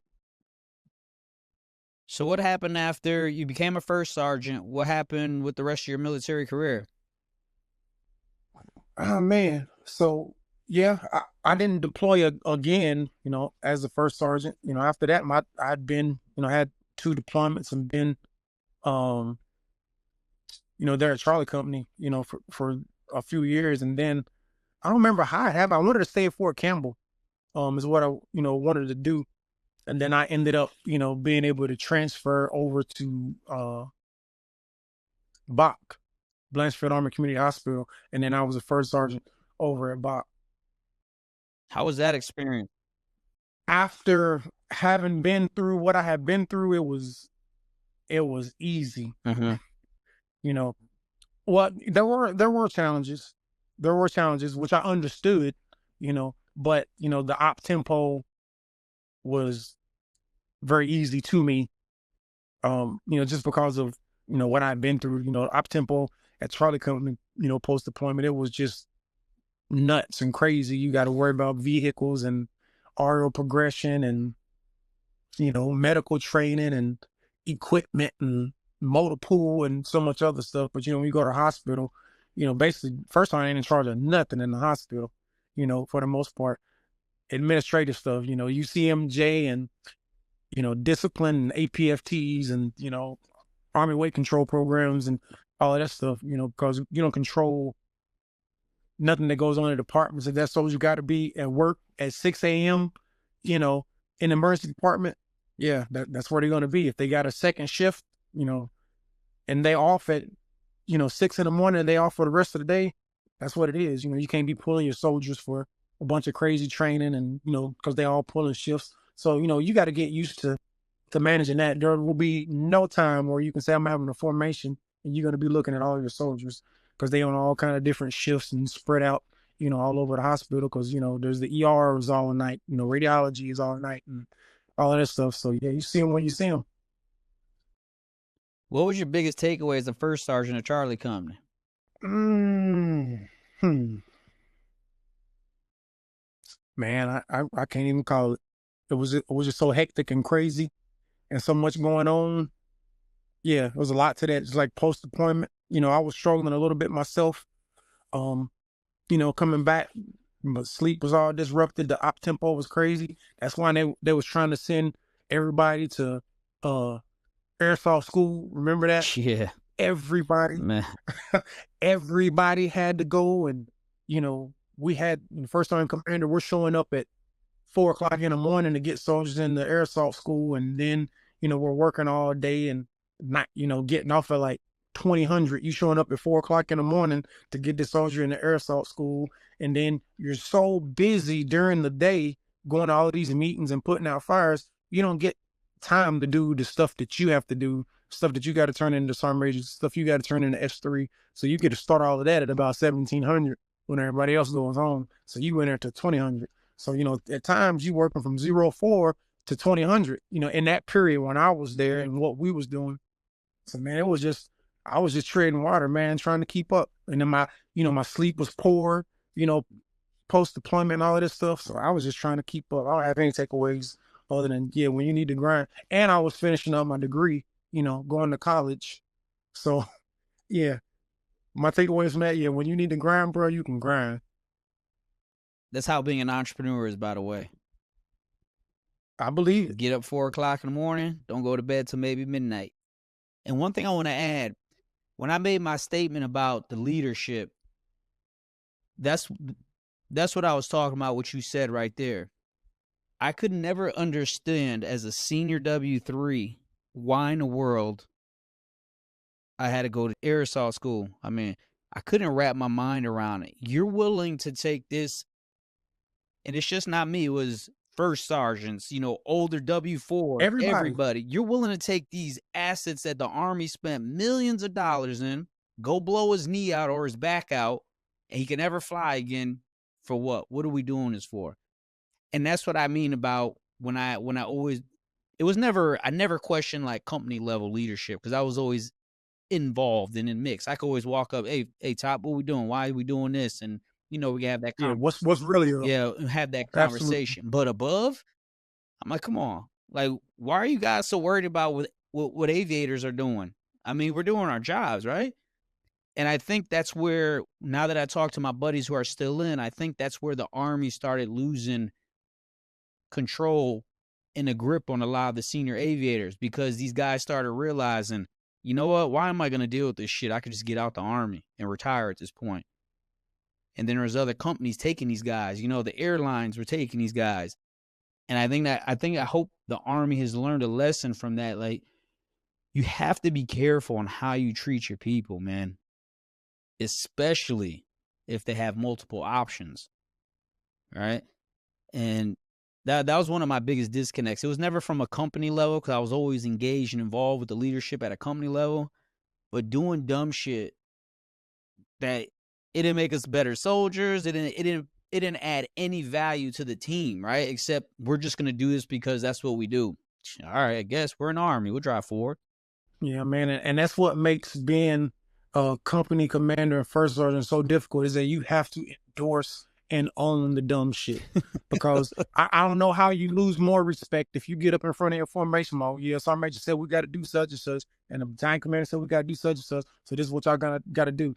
I don't know, man. I just felt like that's not how you're supposed to move. Agreed. As a leader. If your soldiers, if you're transparent with your soldiers, honest with your soldiers, and candid with your soldiers, and humble with your soldiers, they'll know what shit's coming from you and coming from somebody else.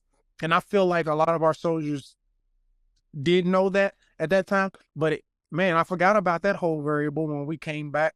We're going on all of these training missions. We don't have enough people. We had a lot of people that had to take a knee because that deployment affected them some kind of way, but still we got all of these training requirements. We got to train our people up, and you trying to send pilots to air assault school. Wow, for what? When is a pilot gonna go do an air assault mission? That joker's flying. He's in the front, bro. Yeah, I couldn't. He's in the front. Trust me, I couldn't get my mind around it. Like, what are we doing? But yeah, man, so we had to pound it and push it, because we was getting beat up. Like, hey, what's your air assault qualification status? I think they wanted us to be above at 70%, just some arbitrary number, for, yeah, maybe, okay, yeah, have the infantry guys do that, because there's a possibility that they may have to go do an air assault mission. But now when you're talking about the cash and the doggone the cab, now you want to see, yeah, man. So I ain't gonna get. I'm starting to get riled up. No, I get you, but I understand But it, yeah, man. man. It's we're on the same boat there. Yeah, man. So it's having been there in that very situation, it's hard. So man, I can't take away. I don't know what I took away from that other than I have and I had to go to I went, man. I forgot about it. I went to air assault school there. I always wanted to go to air assault school, but dang going as a sergeant first class for 15 years, time in service. You know what I mean? Now you go into air assault school. Yeah, it wasn't easy. Oh man. Hey, so when I was in air assault school, one of the instructors came up to me and was like, Thomas? I'm like, yeah. He was like, drill sergeant Thomas? Like, yeah. I was one of your privates, one of your soldiers when you was a drill sergeant. Get down. I was like, are you kidding me?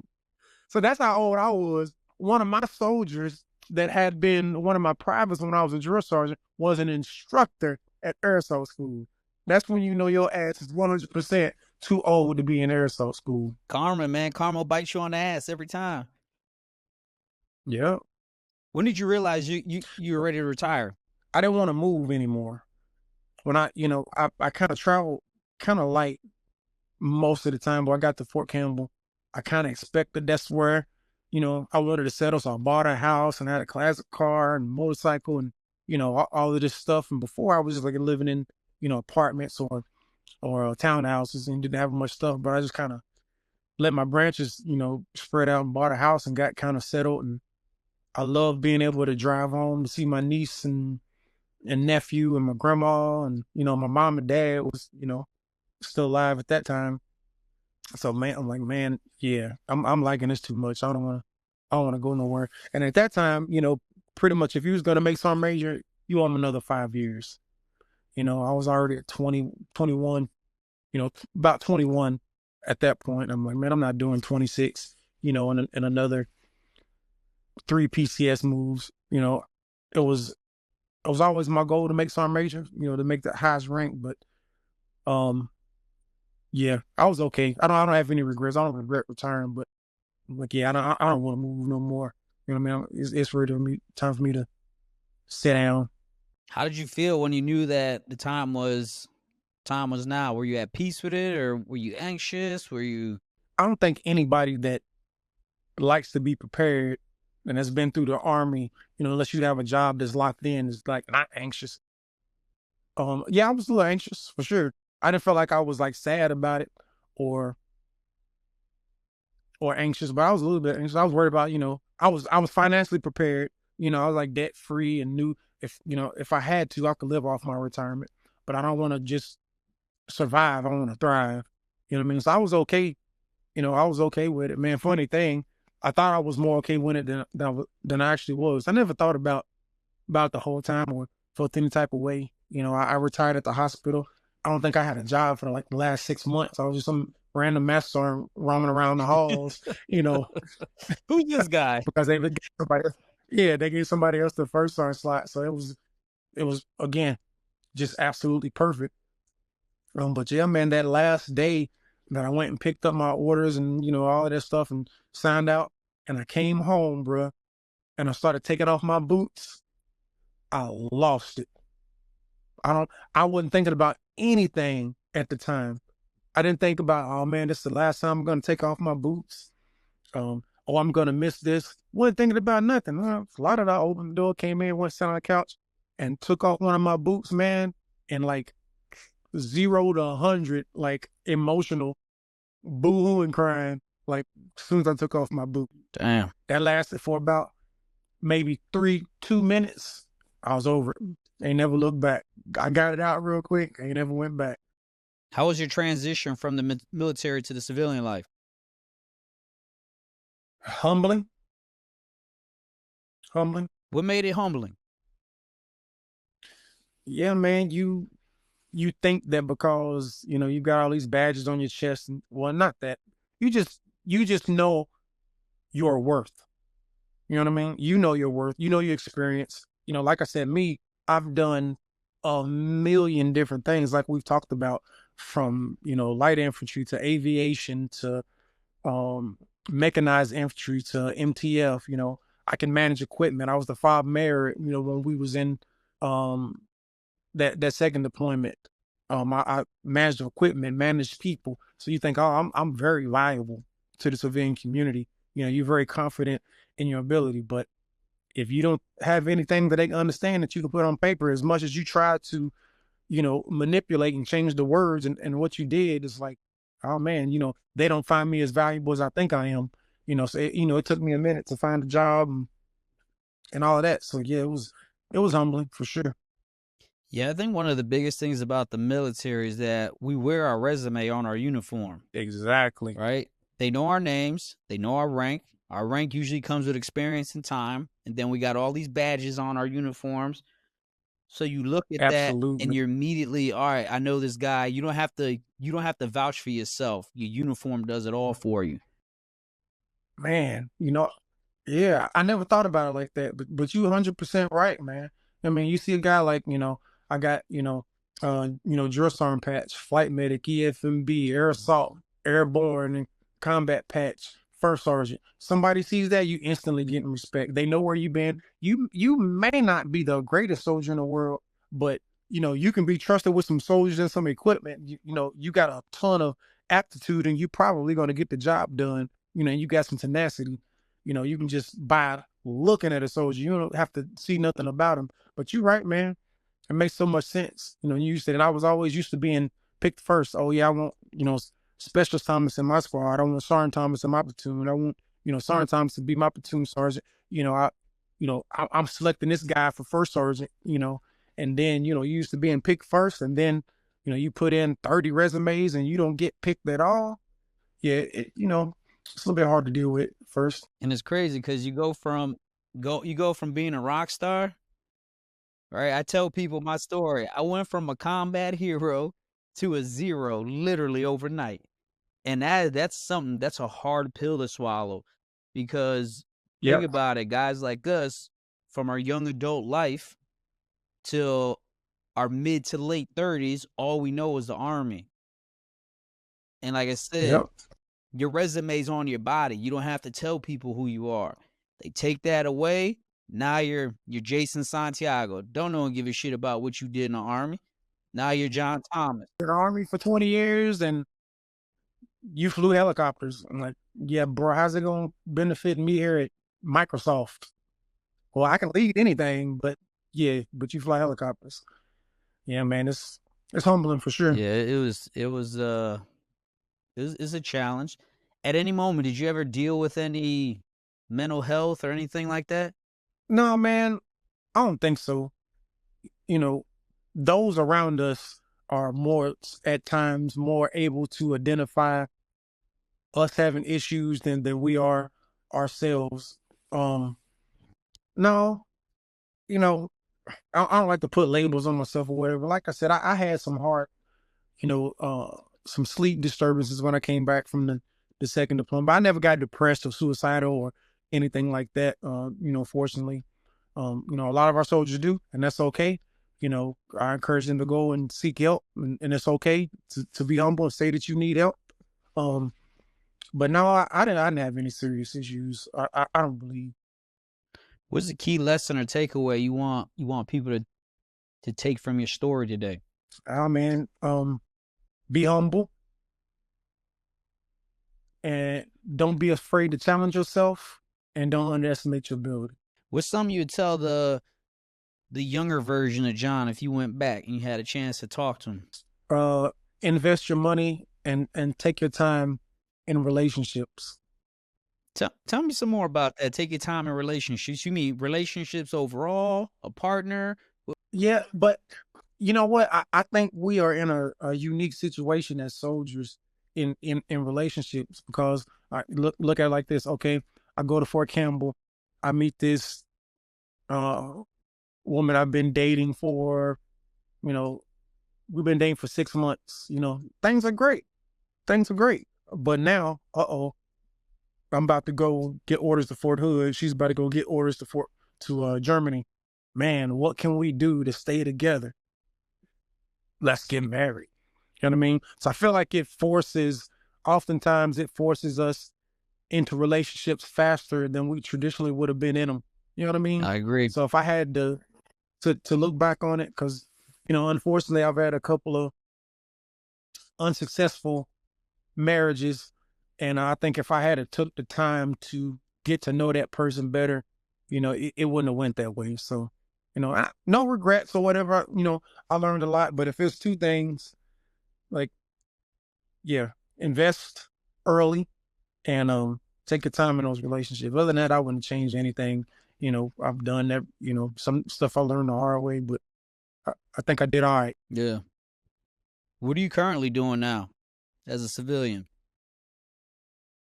I am an education branch chief at the Professional Training and Education Department at the Army Medical Center of Excellence. It sounds like a whole mouthful of important stuff, but it ain't. I just do some paperwork for Army medical officers, so they can attend higher education, get to go get their degrees, PhDs or whatever, and come back in the Army, apply that, and give Uncle Sam a little bit more time.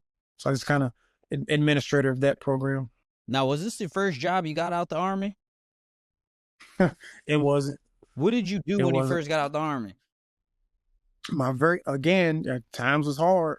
And not that I was okay, but I just needed, to get out there and do something. But my very first job was at Lowe's. Yep, at Fort Campbell. At Lowe's. I didn't mind it either. Actually, I worked at the paint department at Lowe's, and I got to help people. Again, I got to mentor people. They may come in with a problem like, oh, I just bought this, trailer out in Hopkinsville and it smells like nothing but smoke or whatever. How can I need to paint the walls and the stains, or how can I help that? So I get to walk them through on what primer to use and this process and that process and how to deodorize and all of that. And again, still helping people, mentoring people how to make their situation better. So, yeah, oddly enough, man, I didn't mind it. You got that. I didn't mind it. You got that knack to serve people, don't you? Maybe. I don't mind it. I don't mind serving people. How long did it take you to get into the job you're in? It took me a minute. I, end up moving to Fort Sam with my ex-wife because she was still military, and we came out here, and I ended up, getting a GS5 position as an administrative assistant, GS5 position in my current office. The person that's that was in the position I'm in now left, and I applied for that job, and that's how I ended up there. Can you tell me how you went through that whole process to get a GS job? Because honestly, I've been trying, and it seems like it's damn near impossible to get in there. Oh man, it's tough. It's tough, man. Again, I put in a lot of resumes, even for lower end positions. Like I said, even for GS5 positions. But I think, knowing what I know now and having been behind the scenes and been on the panel when we have to hire, again, I was the administrative assistant. We had to hire for that job. So I was on the interview panel for that job, and just being, behind the scenes. I think, one of the things in that situation, somebody senior applying for such a low level job is that, people in their shops, they want continuity. And if they're hiring a GS5 position and, they see some retired first sergeant applying for that position, they kind of know that's probably just a stepping stone. And, that first sergeant, that retired first sergeant is not going to be in that job for long. They're going to, get their foot in the door and then apply for, a different job. So I think that's one of the things that makes it so difficult. And also, just like I told you, people play musical chairs in these government positions a little bit. I feel like, and I guess in my office, because, I got ended up getting the GS5 position, just being an administrative assistant, a secretary, retired first sergeant as a secretary. But again, I didn't have a problem. I'm a humble guy. What you need, boss, I got you.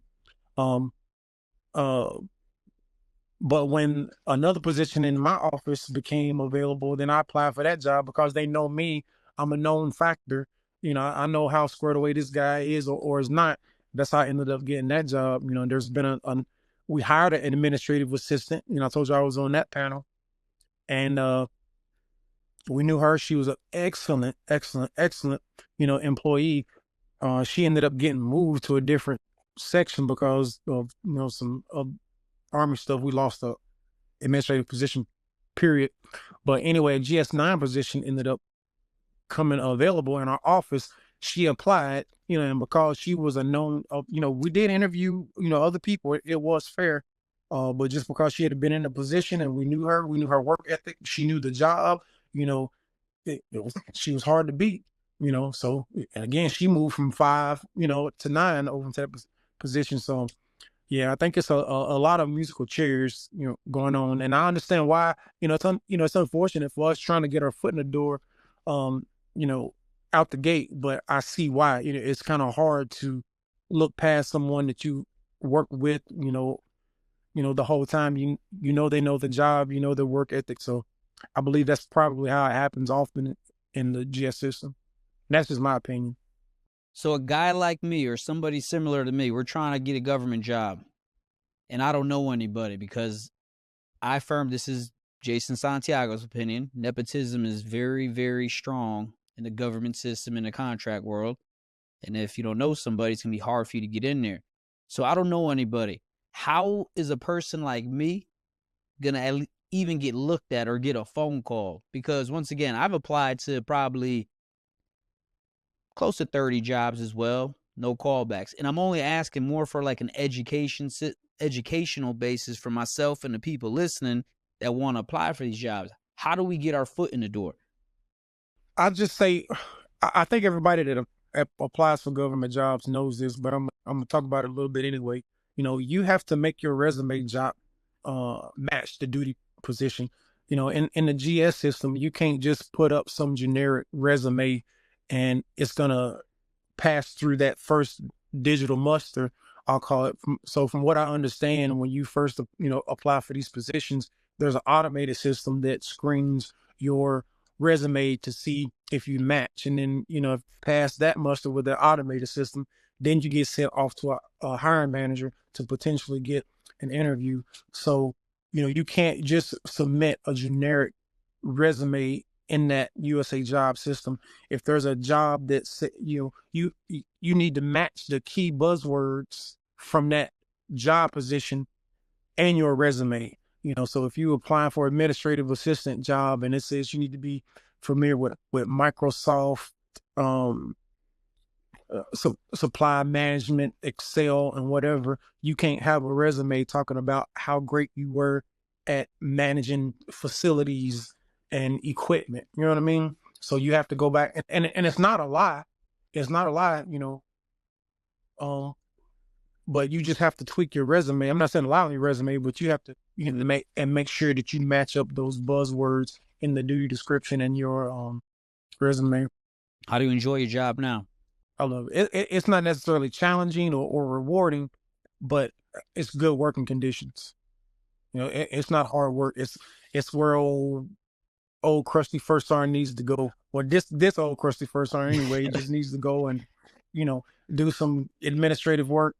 Help. I'm kind of like their squad leader. If they have an issue, they need an extension or their tuition didn't get paid or something, I'm their first line of contact. So I enjoy taking care of my officers, and at the same time, it's not high volume, high stress, pretty good working conditions. Besides work, what else you like to do on your free time?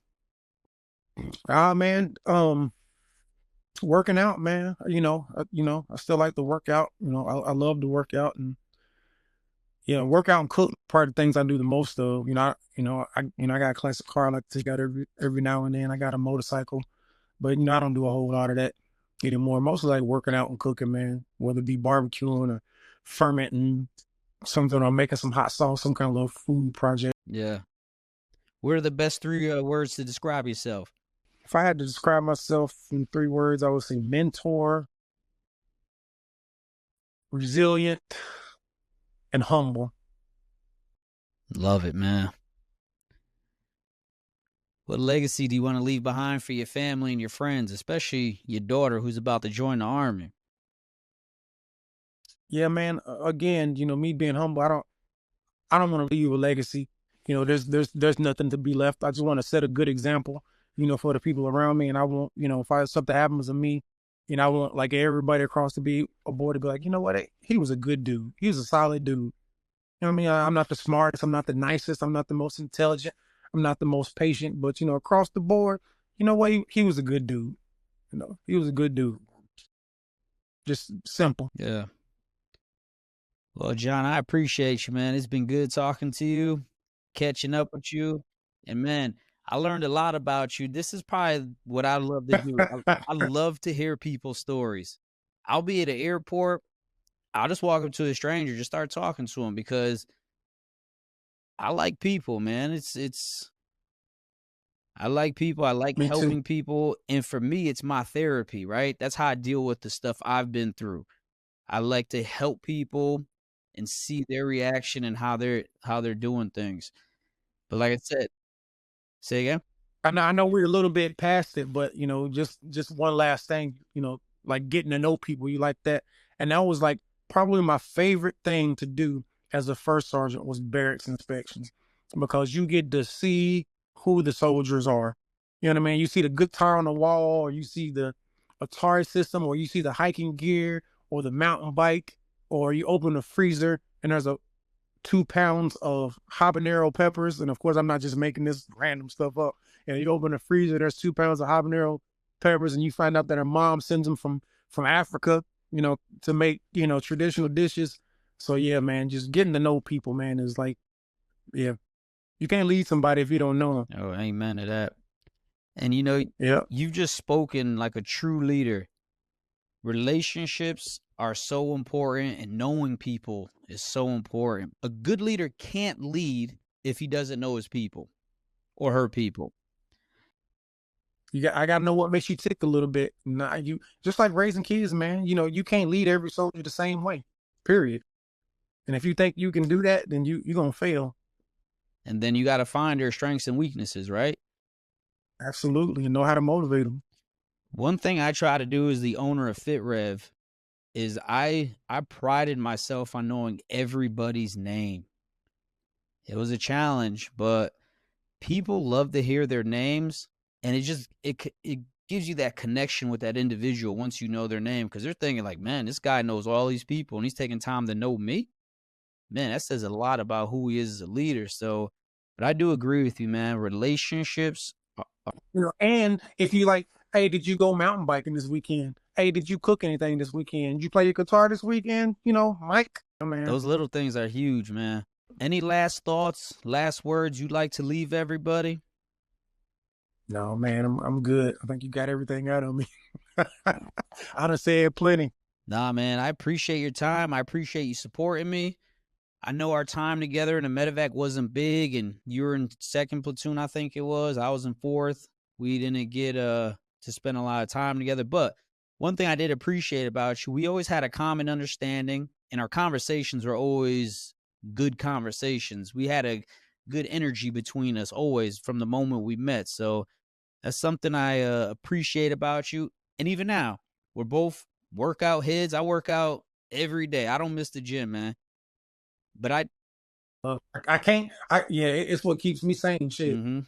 I tell people I work out for two reasons. One, because it is what helps my mental health because the chemicals, right? And two, I do have a lot of physical limitations because of the army. You can't see them because I do work out, and it's what holds my body together. I wish I could make people understand that, man, and drink the Kool-Aid that I've drank because, again, you just don't realize how many miles that the army puts on your body. You just don't. And I was working out and got to the point to where, you know, I had to stop doing so much stuff and just kept on getting injured to where I just stopped everything and literally started from the ground up from stretching and mobility, and probably 70% of the issues that I thought were an injury were immobility, weakness, and/or imbalance. Those things would crush you, man. And yep, yep. And now I'm that guy that, for a while anyway, I stopped doing. I'm that guy that tells everybody to stretch and do mobility because it changed my life, and it did. But I don't want to be that guy. There's that that person that gets into one thing and then they want to preach it to everybody. I'm like, bro, I know what's wrong with you, and I know why. If you do this, it's gonna fix it. But I ain't gonna keep preaching to you. It is hard to give people advice nowadays because everybody has access to a device that thinks it's telling them the truth. And I always fell back on this when I owned my gym, and even to this day when I train somebody. The best thing a person can offer you is their experience. You can't get that from Google, right? You can't get that from a book. You can't get that from anywhere except experience. Exactly. And I think that's why people like me and other people that drink the Kool-Aid and go off on these tangents, get so passionate. I don't know if you know about the knees over toes guy, if you ever heard about him. Yeah, he's not saying that stuff because he made something up or he read it in a book. It happened to him, and this is what he did to make himself better. That's why he's just crazy, pouring the Kool-Aid all over himself, trying to get people to adopt it. And I kind of started watching him. Okay, let me try this stuff. And, I did that, and just, yeah, man, that's a whole nother episode, fitness stuff. We talk about that all day. But yeah, I applied it to myself. I did this myself. I have the experience of being, broken and doing this to fix myself. Yeah. So Yep. I'm telling you this from experience, not because I read it in some book or watched it on a podcast or YouTube video. Yeah, that's huge. That's huge, and it's hard. I think that's what a lot of people struggle with, right? Who do we take? Who's credible nowadays? And Absolutely. that's one thing. That's one thing So much information. Yep. Who's credible? Who's telling you what? And this is why I tell people, you got to decide that, and you could figure all this out by maybe spending some time to know somebody, right? And just building a relationship with somebody. But that takes time as well. But yeah, brother, I appreciate you, man. Thank you for all your support. Keep doing great things. And if you need anything from me, you ever find yourself in Nashville, give me a shout, man. We could hang out and we can just connect that way, man. Guaranteed. Guaranteed, man. But John, I appreciate you. Another wonderful episode of Heroes Have Wings. I'm your host, Jason Santiago. John Thomas, my fabulous guest. We are out. All right, man. Take care, bro. Thank you for tuning in to Heroes Have Wings, where we honor the extraordinary stories of grit, sacrifice, and resilience. Remember, every hero's journey starts with a single step, so take yours today. If you love this episode, like, subscribe, leave a review, and share it with someone who needs to hear it. Until next time, keep pushing limits, breaking barriers, and living your truth. I'm your host, Jason Santiago, and this is Heroes Have Wings, where legends rise.